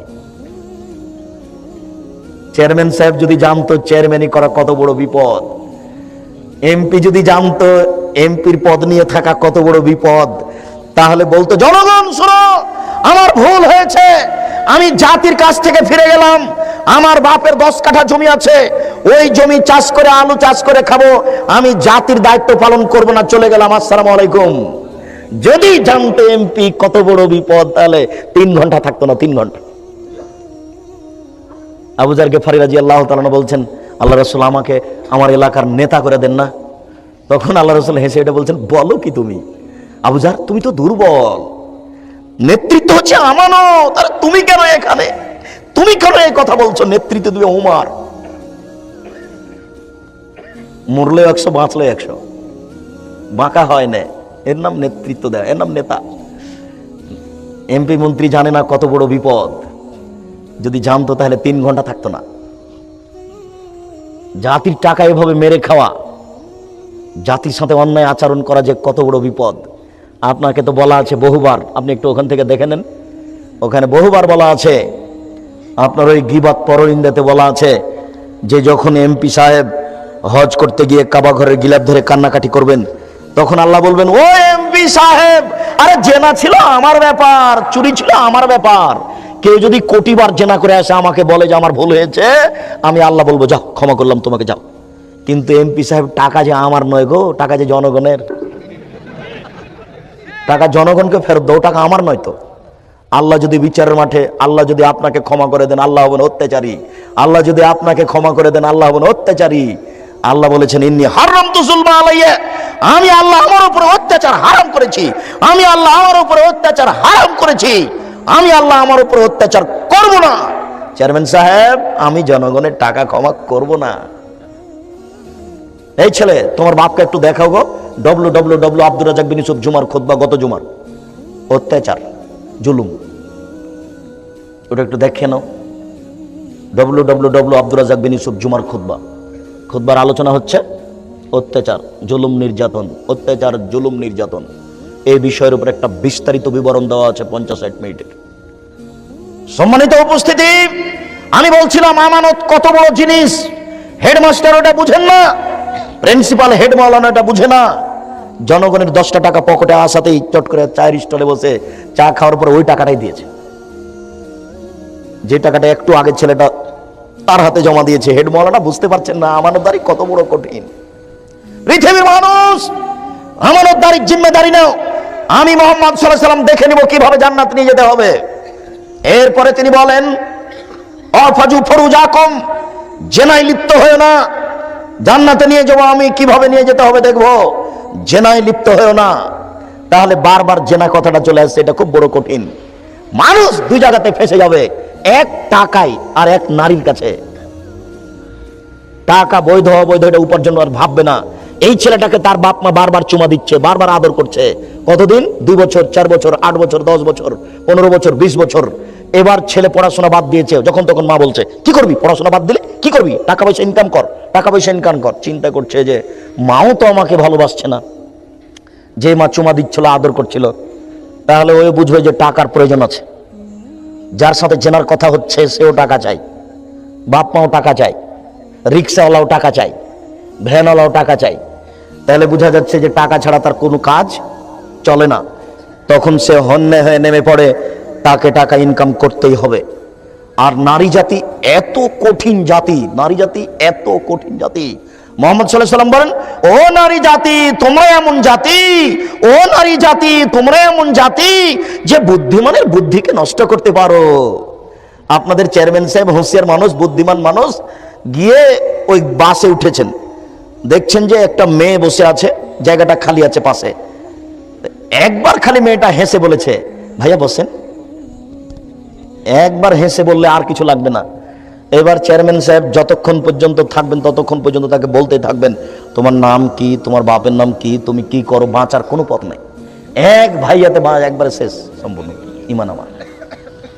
এটা হলো নারী। এমনি বলেননি রাসূল সাল্লাল্লাহু আলাইহি ওয়াসাল্লাম ইন্নাল মারাতা তুকবিলু ফি সূরাতি শায়তান ওয়া তুদবিরু ফি সূরাতি শায়তান, নিশ্চয় নারী শয়তানের বেশ ধরে আসে, নিশ্চয় নারী শয়তানের বেশ ধরে যায়, নিশ্চয় নারী শয়তানের বেশ ধরে আসে, নিশ্চয় নারী শয়তানের বেশ ধরে যায়। তিনি বলেন ইন্নান নিসা হাওয়াইলু শায়তান, নিশ্চয় নারী শয়তানের জাল, নিশ্চয় নারী শয়তানের জাল, নিশ্চয় নারী শয়তানের জাল। তিনি বলেন ইয়াকুমুদ দুখুল আলান নিসায়ে, পৃথিবীর মানুষ সাবধান, নারীদের কাছে যায় না, গেলেই বিপদে পড়ে যাওয়া। পৃথিবীর মানুষ নারীদের কাছে যায় না, গেলে বিপদে পড়ে যাওয়া। তিনি বলেন ইয়াকুমুল মুগিবাত, সাবধান, যেই মহিলার স্বামী নেই ওই বাড়িতে যায় না, গেলে বিপদে পড়ে যাওয়া। পৃথিবীর মানুষ সাবধান, যেই মহিলার স্বামী নেই ওই বাড়িতে যায় না, গেলেই তুমি বিপদে পড়ে যাওয়া। তিনি বলেন লা তাখলুনা বিরাজালিন ইল্লা কানা সালিসু শায়তান, লা তাখলুনা রাজুলুন বিমরাতিন, কোন নারী যেন কোন পুরুষের সাথে নির্জন একত্রিত না হয়, কোন পুরুষ যেন কোন নারীর সাথে নির্জন একত্রিত না হয়। নির্জন একত্রিত হলেই তৃতীয় জন হবে শয়তান। খুব সাবধান। তিনি বলছেন ফাত্তাকুদ দুনিয়া ওয়াত্তাকুন নিসা, তোমরা পৃথিবী থেকে বেঁচে থাকো, নারী থেকে বেঁচে থাকো, তোমরা পৃথিবী থেকে বেঁচে থাকো, নারী থেকে বেঁচে থাকো। নারী বিপজ্জনক বস্তু, পুরুষের জন্য দুইটা বিপজ্জনক বস্তু, এক টাকা, দুই নারী।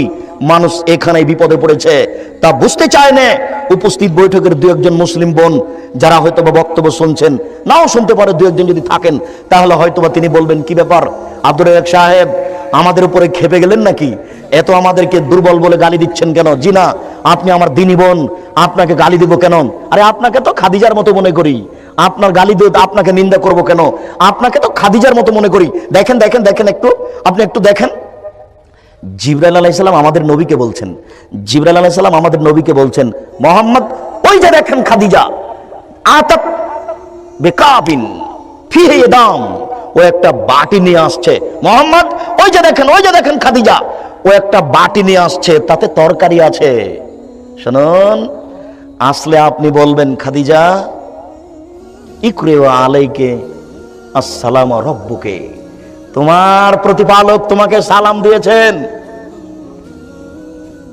জিবরাইল তোমাকে সালাম দিয়েছেন, আর তোমার জন্য একটা জান্নাতের কথা বলেছেন, যে জান্নাতে কোনো হইচই নেই, যে জান্নাত হীরা মুক্তা মাণিক্য দ্বারা তৈরি।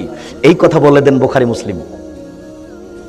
খাদিজাকে সালাম দিয়েছেন আল্লাহ, এই কথা জিবরাইল আলাইহিস সালাম বলছেন। মোহাম্মদ ওই যে খাদিজা, ওই যে বাটি হাতে করে আসছে, আসার সাথে সাথে বলবেন, খাদিজা তোমাকে আল্লাহ সালাম দিয়েছে গো, তোমাকে আল্লাহ সালাম দিয়েছে, তোমাকে জিবরাইল সালাম দিয়েছে। জিবরাইল তোমার জন্য একটা জান্নাতের কথা বলে গেলেন, যে জান্নাতটা হীরা মুক্তা মাণিক্য দ্বারা তৈরি, যে জান্নাতে কোনো হইচই নেই। তাহলে কি আমি খাদিজাকে শয়তান বললাম? নাউজুবিল্লাহ। আশ্চর্য, আপনার নিন্দা করবো মানে? আপনাকে খাদিজার মতো মনে করি, আপনাকে নিন্দা করবো কেন? আপনাকে আয়েশার মতো মনে করি। আয়েশা মানে দেখবেন এক মিনিট, আয়েশা মানে দেখবেন এক মিনিট, আপনাকে আয়েশার মতো মনে করি। আয়েশা রাদিয়াল্লাহু তাআলা আনহাকে আপনি এক মিনিট দেখেন। আয়েশা রাদিয়াল্লাহু তাআলা আনহা বলেন, আমার স্বামী যখন মারা গেল তখন তার কবর হলো আমার ঘরে, মুহাম্মদ সাল্লাল্লাহু আলাইহি সাল্লামের কবর হলো আয়েশার ঘরে। আয়েশা রাদিয়াল্লাহু তাআলা আনহা বলেন, আমি তখন ঘরে এমনিতেই ঢুকি, কেন? এটা আমার স্বামীর কবর। কয়দিন পরে এখানে কবর হলো আমার বাপের, তখন আমি স্বাভাবিকভাবে এমনিতেই ঢুকি ঘরে, কেন? এটা আমার স্বামীর কবর, এটা আমার পিতার কবর। কয়দিন পরে কবর হলো উমারের, উমর রাদিয়াল্লাহু তাআলা আনহু, তখন আমি আর এমনিতেই ঢুকি না, আমি মাথায় কাপড় দিয়ে নিজেকে গুটিয়ে নিয়ে কবরের পাশে যাই। একজন বেগানা পুরুষের কবর আছে, আমার লজ্জা হয়। এখানে একজন বেগানা পুরুষের কবর আছে, আমার লজ্জা হয়। আয়েশা কবরকে লজ্জা করেন, তাই তিনি মাথায় কাপড় দিয়ে যান। আর আপনি একজন মাস্টার ডিগ্রি পাস মহিলা, এখন বসে আছেন মাথায় কাপড় না দিয়ে, আপনাকে বলবো না মানে? আপনি বলেন কি? আপনি তো বেহায়া, আপনার কোনো লজ্জা নেই। আপনাকে বলতে এসেছি শুধু রাজশাহী থেকে, আপনার পরিবর্তনের জন্য এসেছি। আপনার লজ্জাবোধের দাবি রাখি, আপনার লজ্জাবোধের দাবি রাখি, আপনার লজ্জাবোধের কামনা করি, আপনার পরিবর্তনের জন্য এসেছি। আপনাকে বলবো না মানে? আপনি বলেন কি? সম্মানিত দিনী ভাই, হকের কাছে মাথা নত করার কোনো সুযোগ নেই। সম্মানিত উপস্থিতি, আপনি সত্য কথা গ্রহণ করুন। তিনি বললেন, কুফু আইদিয়াকুম, হাত সংবরণশীল করে রাখো, হাত ব্যবহার করো না, দলীয় ক্ষমতা দেখায়ও না। আমি জান্নাতে নিয়ে যাব কিভাবে সেটা আমার ব্যাপার। রিকশাওয়ালার সাথে চুক্তি না করে রিকশায় উঠে 3 কিলো যাওয়ার পরে বলছে, কয় টাকা ভাড়া? 50 টাকা। এক থাপ্পড় বেটা, 20 টাকা ভাড়া, 50 টাকা চাও। এই পাপ ক্ষমা হবে না। আপনি হাত ব্যবহার করিয়েন না। হাত ব্যবহার না করলে রাসূল সাল্লাল্লাহু আলাইহি ওয়াসাল্লাম আপনাকে জান্নাতে নিয়ে যাবেন। 6, তিনি বললেন, বেগানা নারীকে দেখে চক্ষু নিচু করো, অপর নারীকে দেখে চক্ষু নিচু করো, আমি তোমাদেরকে জান্নাতে নিয়ে যাব, আমি জিম্মেদার। শুনুন, তিনি বলেছেন 3 শ্রেণীর মানুষ জান্নাতে যাবেই। তার এক শ্রেণীর মানুষ হচ্ছে বেগানা নারীকে দেখে চক্ষু নিচু করে, যে সে জান্নাতে যাবেই। 3 শ্রেণীর মানুষ জান্নাতে যাবেই। তার এক শ্রেণীর মানুষ হচ্ছে অপর নারীকে দেখে চক্ষু নিচু করে, যে সে জান্নাতে যাবেই। রাসূল সাল্লাল্লাহু আলাইহি সাল্লাম বলেন, তোমরা বেগানা নারীকে দেখে চক্ষু নিচু করো, আমি জান্নাতে নিয়ে যাওয়ার জন্য জিম্মেদার। তিনি বলেন, হঠাৎ যদি কোনো মহিলার উপরে চোখ পড়ে যায় তাহলে মুখ ফিরিয়ে নিতে হবে। তিনি বলেন, হঠাৎ যদি কোনো মহিলার উপরে চোখ পড়ে যায় তাহলে মুখ ফিরিয়ে নিতে হবে। বলো যুবক, তোমার মোবাইলের কি হবে? বলো যুবক, তোমাদের টিভির কি হবে? তুমি, তোমার বোন, তোমার দুলা ভাই, তোমার মা, তোমার বাপ, তোমরা 14 গোষ্ঠী মিলে এই ল্যাংটা বেশ্যালয়ের মেয়ে দেখে চক্ষু ঠান্ডা করো, কলিজা ঠান্ডা করো, তোমরা জান্নাত কিনতে চাও। এটা হয় কি করে? এটা বুঝতে পারলাম না। পতিতালয়ের রং মাখানো মেয়ে দেখে জান্নাত কিনতে চাও কি করে? আলাইনানে তাজনিয়া জানা হুমান নাজো, 2 চোখের জেনা হচ্ছে চোখ দিয়ে দেখা। অলজনানে জেনা হল ইস্তেমা, 2 কানের জেনা হচ্ছে কান দিয়ে শোনা। ওয়ালিয়াত জেনা হল বাদশ, হাতের জেনা হচ্ছে হাত দিয়ে ধরা, ওর রিজল জেনা হাল মাসি, পায়ের জেনা হচ্ছে পা দিয়ে চলা, জেনাল কালপাতামানা তাস্তাহি, অন্তরের জেনা হচ্ছে পরিকল্পনা করা, জেনাল লিসানা নতক, জিহ্বার জেনা হচ্ছে কথা বলা। এগুলো সব জেনার মাধ্যম। এইভাবে জেনা করার পরেও কি করে তুমি জান্নাতের হিসাব করতে পারো? অত দামি মেয়েকে কিভাবে তুমি ভোগ করতে চাও? তুমি হিসাব করতে পারো না? জান্নাতের নারী এত সুন্দরী, জান্নাতের নারী এত সুন্দরী, জান্নাতের নারী এত সুন্দরী যাদেরকে দেখে মনে হবে ঝিনুকের মধ্যে লুকানো মুক্তা। জান্নাতের নারী এত সুন্দরী, জান্নাতের নারী এত সুন্দরী যাদেরকে দেখে মনে হবে ছড়ানো ছিটানো মুক্তা। জান্নাতের নারী এত নরম, জান্নাতের নারী এত নরম, জান্নাতের নারী এত নরম যে আপনার ওই ডিমের খোসা এবং সাদা পদার্থ, ডিমের খোসা এবং কুসুমের মধ্যে সাদা পদার্থ যত নরম, ডিমের খোসা এবং কুসুমের মধ্যে সাদা পদার্থ যত নরম, জান্নাতের নারী তত নরম। কি দিয়ে বোঝায় যুবক আমি তোমাকে? জান্নাতের নারী কত নরম! মহান আল্লাহ চ্যালেঞ্জ করে বলেছেন, লাম ইয়াতমিসহুন্না ইনসুন ওয়ালা জিন। জান্নাতের নারীকে মানুষ কোনোদিন স্পর্শ করেনি, জান্নাতের নারীকে জিন কোনো স্পর্শ করেনি, কোনো দিন কোনো জিন স্পর্শ করেনি। জান্নাতের নারীর ব্যাপারে আল্লাহ তাআলা চ্যালেঞ্জ করেছেন, জান্নাতের নারীদের কোনোদিন পেশাব হবে না, তাদের কোনোদিন পায়খানা হবে না, তাদের কোনোদিন হায়েজ হবে না, তাদের কোনোদিন নাকে শিকান হবে না, তাদের শরীরে কোনোদিন ময়লা হবে না, তাদের কাপড় কোনোদিন অপরিষ্কার হবে না, তাদের মাথায় থাকবে লম্বা লম্বা কোঁকড়া কোঁকড়া কুচকুচে কালো চুল। যুবক তোমাকে আমি কি দিয়ে বুঝাই জান্নাতের নারী কত সুন্দরী? তাদের বক্ষ হবে স্ফীত গোলাকার। তুমি এই জান্নাতের নারী ভোগ করতে চাও? পতিতালয়ের নারী দেখে এখনই সিদ্ধান্ত পরিবর্তন করো, জান্নাত হবে ইনশাআল্লাহ। অনাহান নাফসানির হাওয়া ফাইনাল জান্নাতা হিয়াল মাওয়া। আল্লাহ ওয়াদা করেছেন তোমার সাথে, পৃথিবীর প্রত্যেকটা মানুষের সাথে আল্লাহ ওয়াদা করেছেন। মানুষ যদি তার প্রবৃত্তিকে ঠেকাতে পারে, মানুষ যদি তার প্রবৃত্তিকে ঠেকাতে পারে, আজ থেকে টিভিতে পতিতালয়ের ল্যাংটা মেয়ে দেখবে না, আজ থেকে কোনো মেয়ের সাথে মোবাইলে গল্প করবে না, আজ থেকে জেনা বন্ধ করলো, এই বলে যদি সে নিজেকে ঠেকাতে পারে, আমি আল্লাহ তার সাথে ওয়াদা করেছি আমি তাকে জান্নাতুল মাওয়া দিব। অনাহান নাফসানিল হাওয়া ফাইনাল জান্নাতা হিয়াল মাওয়া। কেউ যদি নিজের প্রবৃত্তিকে ঠেকাতে পারে, মনের চাপকে ঠেকাতে পারে, কাপুরুষ তোমাকে চিনি না, তুমি তো ওই মেয়েটার নাম্বার হাসি মুখে কথা বলেছিল, সেই জন্য তুমি নাম্বার ধরে রেখেছো আবার কথা বলার জন্য। এই তো তোমার ঈমান। একটা মেয়ে মোবাইলে তোমার সাথে হেসে কথা বলেছিল, তাই তুমি নাম্বারটা ধরে রেখেছো আবার কথা বলার জন্য। তুমি জান্নাত কিনতে চাও কি করে? জান্নাত খুব দামি জিনিস, জান্নাত পাওয়া খুব টাফ ব্যাপার। তুমি জান্নাত ভোগ করার চেষ্টা করো। আব্দুল্লাহ ইবনে আমর রাদিয়াল্লাহু তাআলা, আমর ইবনে আস, আব্দুল্লাহ ইবনে আমর রাদিয়াল্লাহু তাআলা আনহু বলেন, রাসূল সাল্লাল্লাহু আলাইহি সাল্লাম বলেছেন, আরবা মান কুন্না ফালা আলাইকা মা ফাতাকা মিনাদ দুনিয়া। চারটে জিনিস আছে যার সবকিছু আছে তার, চারটে জিনিস আছে যার সবকিছু আছে তার, চারটে জিনিস আছে যার ইহকাল আছে তার, পরকাল আছে তার, জান্নাত আছে তার। এক, হিফজ আমানাতিন, আমানতের রক্ষা। ওই কথাটা আবার আসলো, এক, আমানতের রক্ষা। এটা খুব কঠিন জিনিস। প্রিন্সিপাল সাহেব বুঝতে পারছে না আমানত কি জিনিস, হেড মৌলানা বুঝতে পারছে না আমানত কি জিনিস, চেয়ারম্যান মেম্বারতে এক লাইনও পড়েনি আমানত কি জিনিস, তার আর বুঝার কি থাকতে পারে? হেড মৌলানাই বুঝতে পারছে না আমানত কি জিনিস। রসিদে টাকা নেওয়ার পরে ওই যে আপনার গাড়ি থামিয়ে জোর করে টাকা আদায় করে মসজিদ বানাচ্ছে, গাড়ি থামিয়ে টাকা আদায় করে মসজিদ বানাতে হবে না, ও মসজিদের প্রয়োজন নেই। জোর করে গাড়ি থামিয়ে টাকা আদায় করে বক্তার জন্য জালসা করছেন কেন? এটা কে বলেছে? ভিক্ষে চেয়ে চেয়ে হুজুরকে টাকা দিচ্ছেন কেন? তো এইভাবে জালসা করবেন, বক্তব্যের ব্যবস্থা করবেন, 5 জন মিলে টাকা উঠিয়ে একটা ব্যবস্থা করেন। এইভাবে গাড়ি থামিয়ে ভিক্ষে করে জালসা করতে হবে, এটা কে বললো? এইভাবে জোর করে টাকা আদায় করে মসজিদ তৈরি করতে হবে, এটা কে বলেছে? 10 শতক জমি মসজিদের জন্য অক্ষ করা হয়েছে, থাক এমনি পড়ে থাক, কোদাল দিয়ে দাগ কেটে দেন, মাগরিবের সালাত আদায় করেন, জোহর আসর করেন, পারলে না হলে থাক পড়ে। থাকতে থাকতে থাকতে অনেক দিন পরে আপনারা ওটা খড় দিয়ে বানাবেন। খড় বুঝেন কি? খড় অনেক দিন পরে আপনারা তাকে মাটি দিয়ে বানাবেন। মাটির দল বুঝেন? মাটির দল দিয়ে বানাবেন। অনেক দিন পরে আপনাদের পরবর্তী যারা আসবে 100 বছর পরে, ওরা ইট দিয়ে বানাবে। অনেক দিন পরে 100 বছর পরে ওরা স্বর্ণ দিয়ে বানাবে। এইভাবে মসজিদ হবে। টাকা বাস থামিয়ে জোর করে টাকা আদায় করে মসজিদ তৈরি করতে হবে, কে বলেছে? এই হিসেব মাথায় আপনার কে দিল? সম্মানিত দিনী ভাই, আমানতের রক্ষা কত বড় জিনিস আপনাকে বুঝাতে পারি না। 4টে জিনিস আছে যার সবকিছু আছে তার। 1, আমানতের রক্ষা। 2, সিদক হাদিসিন, সত্য কথা। এটা হচ্ছে আলোচনার সাথে সম্পৃক্ত। সত্য কথা আছে যার সবকিছু আছে তার। 3, হুসনু খালিকাতিন, ভালো চরিত্র। ভালো চরিত্র যার আছে সবকিছু তার আছে। ভালো চরিত্রের ব্যাপারে আমরা বিস্তারিত বিবরণ দিয়েছি। সদাচরণ, নম্র আচরণ থেকে তুমি দেখো যুবক, www. আব্দুর রাজ্জাক বিন ইউসুফ জুমার খুতবা, সদাচরণ পিতামাতার সাথে সদাচরণ পৃথক পৃথক করে দেওয়া আছে, সেগুলো তুমি দেখে নাও। সদাচরণের একটা বিস্তারিত বিবরণ আছে, তার একটা হচ্ছে হোসন খালিকাতিন, ভালো চরিত্র। 4 ইফাতুন পিতামাতিন বৈধ রুজি। বৈধ রুজি আছে যার, সবকিছু আছে তার। বৈধ রুজি আছে যার, সবকিছু আছে তার। কোনো দিন অবৈধ উপার্জনের চিন্তা করো না। ছেড়ে দাও ওই চাকরি, ছেড়ে দাও ওই ব্যবসা, ওই চাকরি, ওই ব্যবসায় লাঠি মেরে ফিরে আসো, রুজি হবে। দিন মজুরি করে রুজি করো। আমি তোমাকে বলিনি তুমি তোমার শ্বশুরের কাছে একটা লুঙ্গি কিনে নিয়ে যাবা, লুঙ্গি কিনে নিয়ে বলবা, শ্বশুর আব্বাজি আমি গরিব মানুষ, কাজ করে খেতে পারি, আপনার মুখ মোছা রুমাল নেব না, আপনার জন্য আমি একটা লুঙ্গি কিনে নিয়ে এসেছি উপহার। 25 বছর যাবত আপনি এই মেয়েটাকে রিস্ক নিয়ে শিক্ষা দেওয়ার পরে, উচ্চ শিক্ষা দিয়ে আপনি আমার হাতে তুলে দিয়েছেন। এর আমি কি দিয়ে শুকরিয়া আদায় করতে পারি? আমার শুকরিয়া আদায় করার কিছু নেই। আমি আপনার জন্য একটা লুঙ্গি কিনে নিয়ে এসেছি, আপনি এটা আমার পক্ষ থেকে উপহার নেন। আমি বীর পুরুষ, আমি কাপুরুষ নই, আমি কাজ করে খেতে পারি।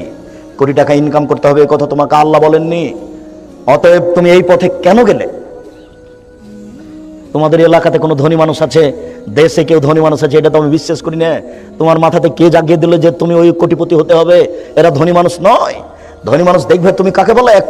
একদিন সকালে ফজরের সালাতের পরে রাসূল সাল্লাল্লাহু আলাইহি ওয়াসাল্লাম বললেন, শুনুন, 400 কিলোমিটার পথ পায়ে হেঁটে যেতে হবে, পথ বড় কঠিন, অসহায় অবস্থায় কে কি দিতে পারো?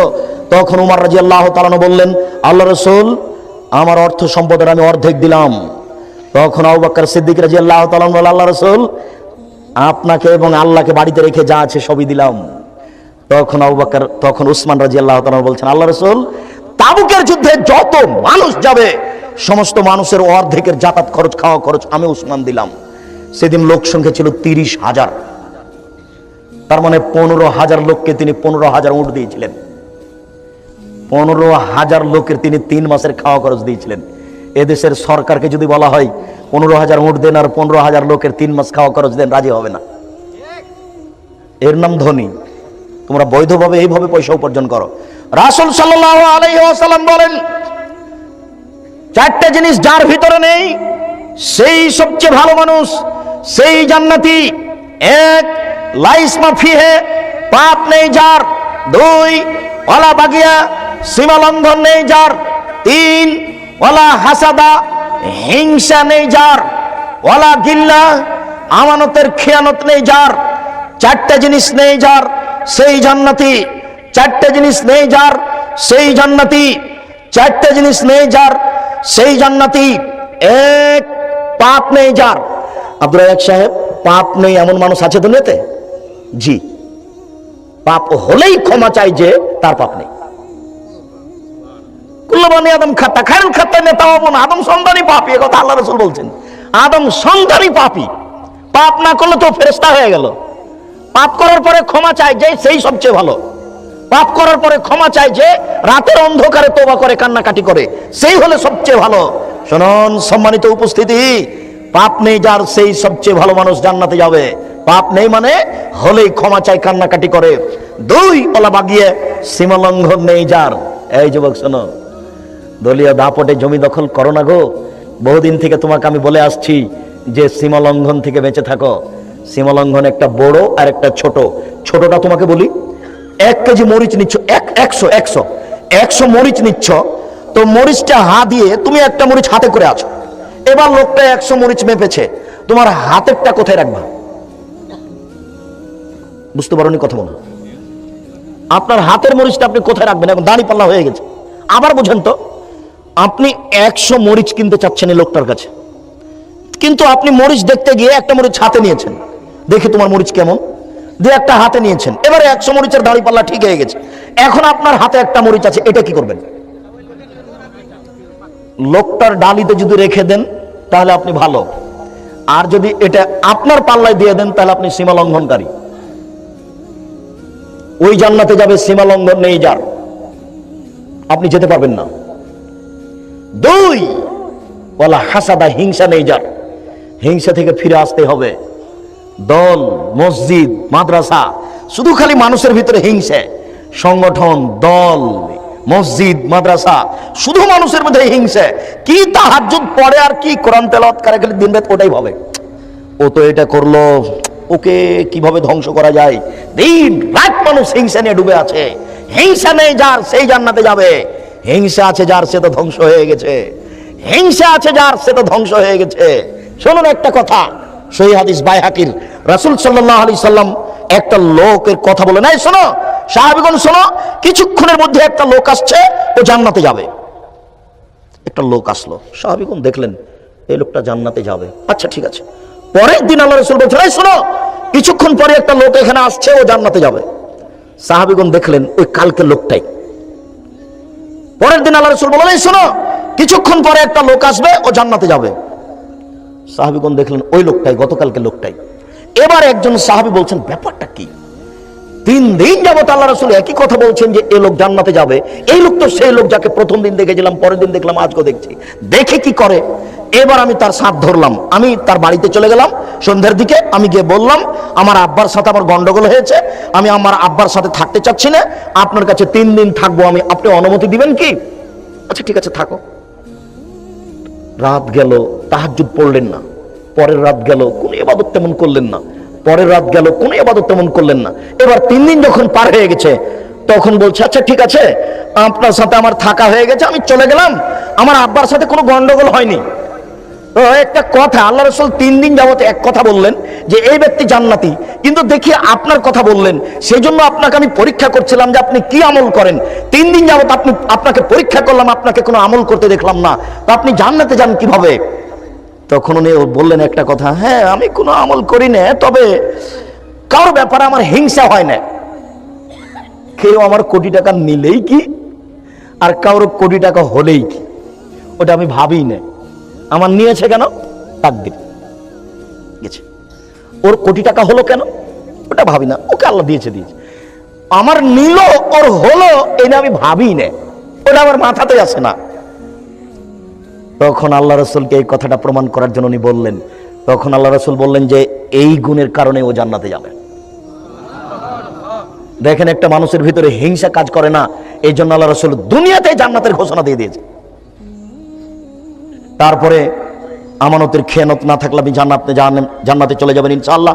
সম্মানিত দিনী ভাই, রাসূল সাল্লাল্লাহু আলাইহি সাল্লাম যে কথাটি বলেছেন, সেই কথাটি হচ্ছে, ইন্নাল কিযবা ইনকাসুর রিজকা, নিশ্চয় মিথ্যে মানুষের রুজিকে কমিয়ে দেয়। নিশ্চয় মিথ্যে মানুষের রুজিকে কমিয়ে দেয়। নিশ্চয় মিথ্যে মানুষের রুজিকে কমিয়ে দেয়। নিশ্চয় জেনা মানুষের রুজিকে কমিয়ে দেয়। নিশ্চয় জেনা মানুষের রুজিকে কমিয়ে দেয়। নিশ্চয় পিতামাতার ভালোবাসা মানুষের বয়স বৃদ্ধি করে দেয়, নেকি বেশি করে দেয়। সম্মানিত উপস্থিতি, আমি অংশে এসে আপনাদের এখানে যেটা জরুরি কথা বলতে চাচ্ছি, সেটা হচ্ছে এই, সত্য গ্রহণ করুন, মিথ্যা পরিহার করুন, হক গ্রহণ করুন, না হক ছেড়ে দেন। ইবাদত সহ, সামাজিক জীবিকা নির্বাহ সহ, যেখানে যেটা আপনি সত্য মনে করছেন সেটা আপনি পালন করার চেষ্টা করেন, যেটা আপনি সন্দেহ মিথ্যা মনে করছেন সেটা আপনি পরিহার করুন। দামা ইউরিবক, যেটা তোমার সন্দেহ সেটা তুমি ছেড়ে দাও, আর খোঁজমা তারিফ, যেটা তুমি বুঝতে পেরেছো ঠিক সেটা তুমি গ্রহণ করো, তাহলে তুমি জান্নাতে চলে যাওয়া। এই কথাটির স্পষ্টতা করার জন্য এই অংশে এসে আপনাকে একটা কথা বলি। দীর্ঘদিন থেকে আমি রাজশাহী থেকে ঢাকায় আসছি অনেক দিন থেকে ভাবছিলাম যে ঢাকায় বা ঢাকার আশেপাশে কোথায় এরকম একটা বিশাল ভূখণ্ড পাওয়া যাবে, যেখানে একটা উন্নত মানের প্রতিষ্ঠান গড়া যাবে, যেই প্রতিষ্ঠানের ছেলেরা বাংলা, ইংরেজি, আরবি উন্নত মানের শিক্ষা অর্জন করে জাতির অন্যায়ের বিরুদ্ধে লড়বে কলমে ও মুখে। এটা আমার মাথায় কাজ করছিল দীর্ঘদিন থেকে, যে এরকম একটা কোথায় ভূখণ্ড পাওয়া যায় যেখানে একটা উন্নত মানের প্রতিষ্ঠান গড়া যাবে, যেখানে ছেলেরা বাংলা, ইংরেজি, আরবি শিখে মুখে এবং কলমে অন্যায়ের বিরুদ্ধে লড়বে। ঘুরতে ঘুরতে সেই দিন দেখলাম এলাকার লোকগুলি, আপনাদের এই দেবই বাজারের পাশে হাঁটাবো বীর হাঁটাবো এলাকার লোক আমার হাতে এক জায়গাতেই 12 থেকে 14 বিঘা জমি হস্তান্তর করেছে। আমি তাদের শুকরিয়া আদায় করি, তাদের জন্য দোয়া করি, আল্লাহ তুমি তাদের এই দান কবুল করো, আল্লাহুম্মা আমিন। এখানে 2013 সালের 24শে আগস্ট প্রতিষ্ঠান চালু হয়েছে। আপনি নিজে যে দেখতে পারেন, সেখানে ছেলেরা আবাসিকভাবে থাকছে, 3000 টাকা ভর্তি ফি আর 2000 টাকা খাওয়া খরচ। খুব মানগত পড়া। আমি প্রাণপণে চেষ্টা করছি প্রতিষ্ঠানটি উন্নত মানের করার। 2015 সালের 3রা জানুয়ারি মেয়েদের প্রতিষ্ঠান চালু হয়েছে। ওখানেই মেয়েদের আবাসিক ব্যবস্থা আছে, ছেলেদের থাকা খাওয়া যেমন, মেয়েদেরও থাকা খাওয়া তেমন, মানগত খাওয়ার ব্যবস্থা আছে, মানগত থাকার ব্যবস্থা আছে। আপনি অন্তত প্রথমে একবার দেখে আসেন, দেখে আসার পরে আপনি সিদ্ধান্ত নেবেন। এই সিদ্ধান্তের পূর্বে আপনার উপরে যেটা আমার প্রথম দাবি, সেটা হলো এই, একটু আল্লাহর কাছে দোয়া করবেন, আল্লাহ আব্দুর রাজাক সাহেব যে পদক্ষেপটা নিয়েছেন, তুমি এই পদক্ষেপটা কবুল করো, আল্লাহুম্মা আমিন। তুমি এই পদক্ষেপ কবুল করো, আল্লাহুম্মা আমিন। এটুকু আপনার কাছে আমার প্রথম দাবি। আপনাদের কাছে আমার দ্বিতীয় দাবি হচ্ছে এই, যে পরামর্শ দেন একটা উন্নত মানের প্রতিষ্ঠান গড়ার জন্য কি করা যেতে পারে। আপনার পরামর্শ আমাকে মূল্যায়ন করবে ইনশাআল্লাহ। তৃতীয় হচ্ছে এই, যে আপনি এই প্রতিষ্ঠানকে ভালোবাসতে শিখুন। পতিতালয়ের মহিলা যদি কুকুরকে পানি পান করে জান্নাত যেতে পারে, পতিতালয়ের মহিলা যদি কুকুরকে পানি পান করে জান্নাত যেতে পারে, পতিতালয়ের মহিলা যদি কুকুরকে পানি পান করে জান্নাত যেতে পারে, তাহলে এরকম প্রতিষ্ঠানের প্রতি কেউ যদি ভালোবাসা রাখে, একটা ছেলের মাথায় হাত বুলিয়ে দিয়ে যদি বলে যে বাবা তুমি ভালো করে পড়াশোনা করো, এর বিনিময়ে ও জান্নাত পাবে, এটা আমি বিশ্বাসী ইনশাআল্লাহ। কাজে আপনি একে কোনো সময় সংকীর্ণ দৃষ্টিতে দেখিয়েন না, আপনি খাটো মনে দেখিয়েন না। আপনি এই প্রতিষ্ঠানের সহযোগিতা করতে গিয়ে প্রথমে ছেলে মেয়ের পাঠান, ওখানে উপযুক্ত শিক্ষা দেওয়ার ব্যবস্থা আছে, ছেলে এবং মেয়ে। তবে ছেলেদের এবছর 8ম শ্রেণী পর্যন্ত চলছে, আর মেয়েদের 4র্থ শ্রেণী পর্যন্ত চলছে। ওটা তাৎক্ষণিক উপরে ওঠাটা ঠিক নয়, ধারাবাহিকভাবে আমি এটা আগাতে চাচ্ছি। এই জন্য মেয়েদের এই পর্যন্ত এবছর 2015 সালের 3রা জানুয়ারি চালু হয়েছে। আপনার বাচ্চা নিরাপদে থাকতে পারবে, দেখাশোনা করার জন্য মেয়ে আছে, শিক্ষিকা আছে, সবাই ওখানে থাকে, মানগত শিক্ষিকা আছে, কোনো সমস্যা নেই। থাকা খাওয়ার ব্যাপারে আপনি কোনো দুশ্চিন্তা ভোগ করবেন না, ভালো ব্যবস্থা আছে ইনশাআল্লাহ। প্রথমত আপনি ছেলে মেয়েদের প্রতিষ্ঠানকে সহযোগিতা করুন। আর দ্বিতীয়ত হচ্ছে এই, রাসূল সাল্লাল্লাহু আলাইহি সাল্লামের টাকা ছাড়া চলেনি, কাজে আমাদের টাকা ছাড়া চলবে দিনী খিদমত, এটা মনে করা ঠিক নয়। টাকা ছাড়া চলবে না এ কথাই ঠিক। আপনি এ ব্যাপারে সহযোগিতা করুন যে কোনো মূল্যে, যেভাবে হোক, জমি দিয়ে হোক, অর্থ দিয়ে হোক। আপনি মৌখিকভাবে আপনি এইটাই পথ অবলম্বন করতে পারেন, যেটা অ্যাকাউন্ট নাম্বার ব্যবহার হয় 0071120004027 আল আরাফা ইসলামী ব্যাংক, রাজশাহী। এটা হচ্ছে আপনার প্রথম সহজ পথ। দ্বিতীয় পথ হচ্ছে এই, আপনি নিজেই যাবেন, সেখানে বিল্ডিং নির্মাণ হচ্ছে, একটা 5তলা ভবনের 2তলা কমপ্লিট হয়েছে, 3তলা ছাদ হয়েছে, বাকি রুমগুলো আপনাদের সহযোগিতার প্রতীক্ষমান রয়েছে, আল্লাহ ব্যবস্থা করবেন ইনশাআল্লাহ। মেয়েদের কিছু জমি পাওয়া গেছে, এখনো বিল্ডিংয়ের ব্যবস্থা করা হয়নি, হবে ইনশাআল্লাহ। যেদিন আমি চালু করি সেদিন এলাকার লোককে আমি বলেছি যে আমার কাছে টাকা নেই, এ কথা সত্য, কাজ হবে এ কথা সত্য, ইনশাআল্লাহ কাজ হবেই। কাজ কিভাবে হবে আমি জানি না, তবে কাজ হবে এতে আমি বিশ্বাসী। কেন? আমার অন্তর বলছে যে এখানে কাজ করতে হবে। আমার অন্তর বলছে যে সরিষার সমপরিমাণ আমার কোনো স্বার্থ নেই। স্বার্থ থাকলে আমি রাজশাহী চাঁপাইনবাবগঞ্জের মানুষ, ওখানেই লক্ষ লক্ষ কোটি কোটি টাকা খরচ করতাম, পদক্ষেপ নিতাম, কিন্তু সেটা আমি করিনি। আমি একটা উপযুক্ত জায়গা খুঁজছিলাম এবং উপযুক্ত জমি খুঁজছিলাম। আমার মনে বলছে সেটাই এটা, কাজ হবে এতে আমি বিশ্বাসী। এবং অচিরে দেখতে পাবেন ইনশাআল্লাহ, কাজ হবে ইনশাআল্লাহ। আপনি অচিরে দেখতে পাবেন এখানে সর্বধরনের ব্যবস্থা থাকবে। বই পুস্তক অনুবাদ করা বাংলা থেকে ইংরেজি, ইংরেজি থেকে বাংলা, বাংলা থেকে আরবি, আরবি থেকে বাংলা, এবং পত্রিকা, বই পুস্তক, সাথে সাথে বিভিন্ন ধরনের খিদমত, মিডিয়া, সব কিছু ব্যবস্থা থাকবে ইনশাআল্লাহ। আমি দ্রুত পদক্ষেপ নিচ্ছি। আমি আপনার পরামর্শের অপেক্ষায় রয়েছি, আপনাদের সহযোগিতায় অপেক্ষায় রয়েছি। আল্লাহ তুমি এদেশের মানুষগুলিকে ওই প্রতিষ্ঠানমুখী করো, আল্লাহুম্মা আমিন।